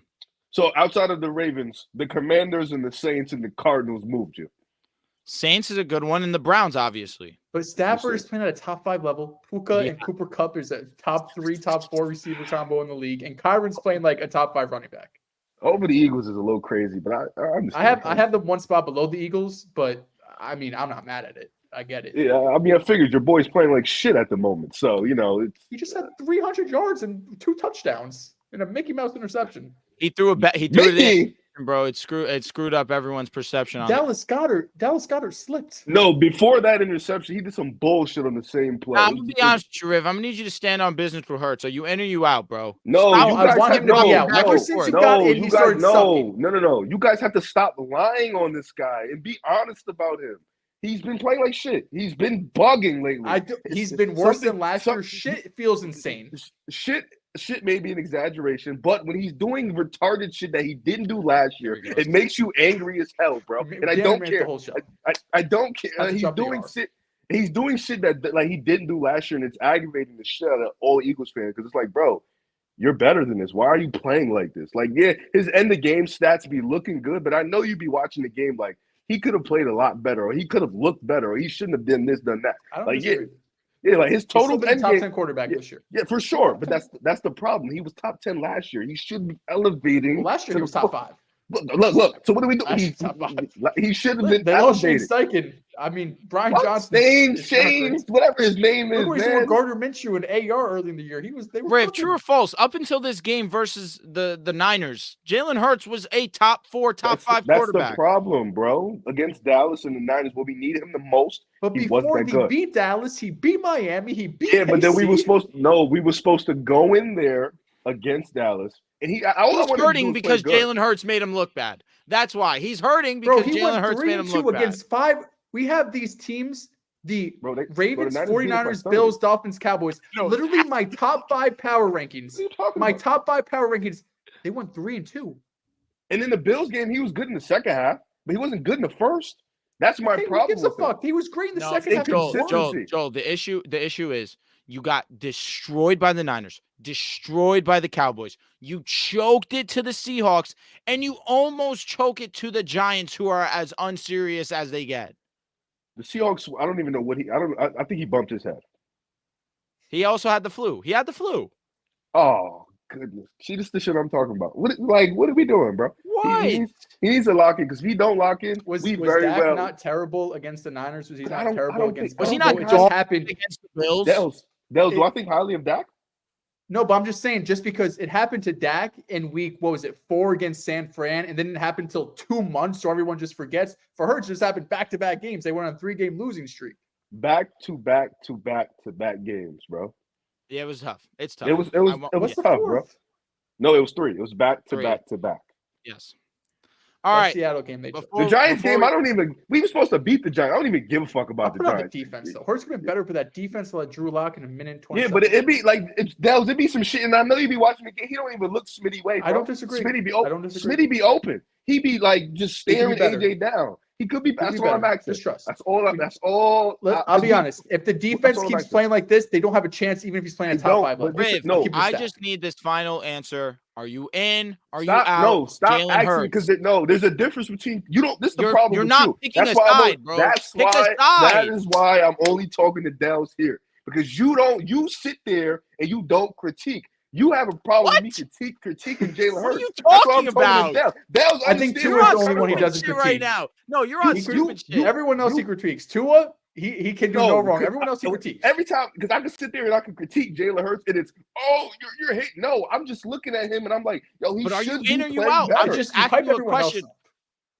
I am in. What the fuck? He's my quarterback. I'm in. I told you I was in. And then when I said he was in, what the fuck did he start Have you doing? ever criticized Josh Allen a day in your life? No, you haven't. You're a liar. No You're a way. liar. You're a You liar. haven't. You're a liar. You're a liar. These You're a last liar. 2 'Cause years at least. after that Jets game, I was on his ass because he was bugging that game. Week 1, yeah, he was dog shit. You better have critiqued him. What other game did I really need to be on him about after that? That's honestly right. It's honestly right. He's been amazing. So what like Hurts? I'm just Were you asking, on his bro. body about the Bengals game? No, I don't think you were I on was his mad body. with you the same thing. We both bet money. We I lost was mad bread. with- Yeah, what We are you lost bread. doing? But you Nah, don't even I lie on my spiraled name. after that one, man. We That don't shit even hurt. lie on my name. That's That's- fire. Listen, Dehls, I'm saying the defense isn't good. But if Jalen It's Hurts dog play like shit. if Jalen Hurts plays like last year, we shouldn't lose to teams like Detroit and Ramley, whatever that shit is, Seattle. We should. That's all I'm saying. That's all I'm saying. All right, let me make sure that we don't have any more super chats, and then we will wrap up the show. One of them I didn't love to read, so I'm just gonna skip it. Was it again? Altitude Pop 3 said, bro, watch the game. Lamar has been the best. He's been arguably the best, no doubt He's about talking it. to Mookie. He was. All right, but that's going to do it for this episode of the Pick a Side podcast. Appreciate Mook for pulling up and being with us. Mook. He was a great addition to the show. Definitely enjoyed my time talking to him. Funny dude. But if you guys aren't already subscribe to the channel. We really appreciate it. To those that are still sticking around, we appreciate you guys tremendously. Hope you guys had a Merry Christmas. We'll have a Happy New Year. But if you guys are still here sticking around, go ahead. Like the video for us. It definitely would help us out. If you guys aren't already locked in with PrizePicks, sign up with PrizePicks. Use code PAS when you're making your account. You can get up to $100. They match up to 100% of that when you sign up. But that's going to do it for us. Subscribe to the Patreon also. Costs you $1. You get an extra episode a week. Skipped last week because it was the holiday season. We'll be back this week. But that's going to do it from us. And we will see you guys next time.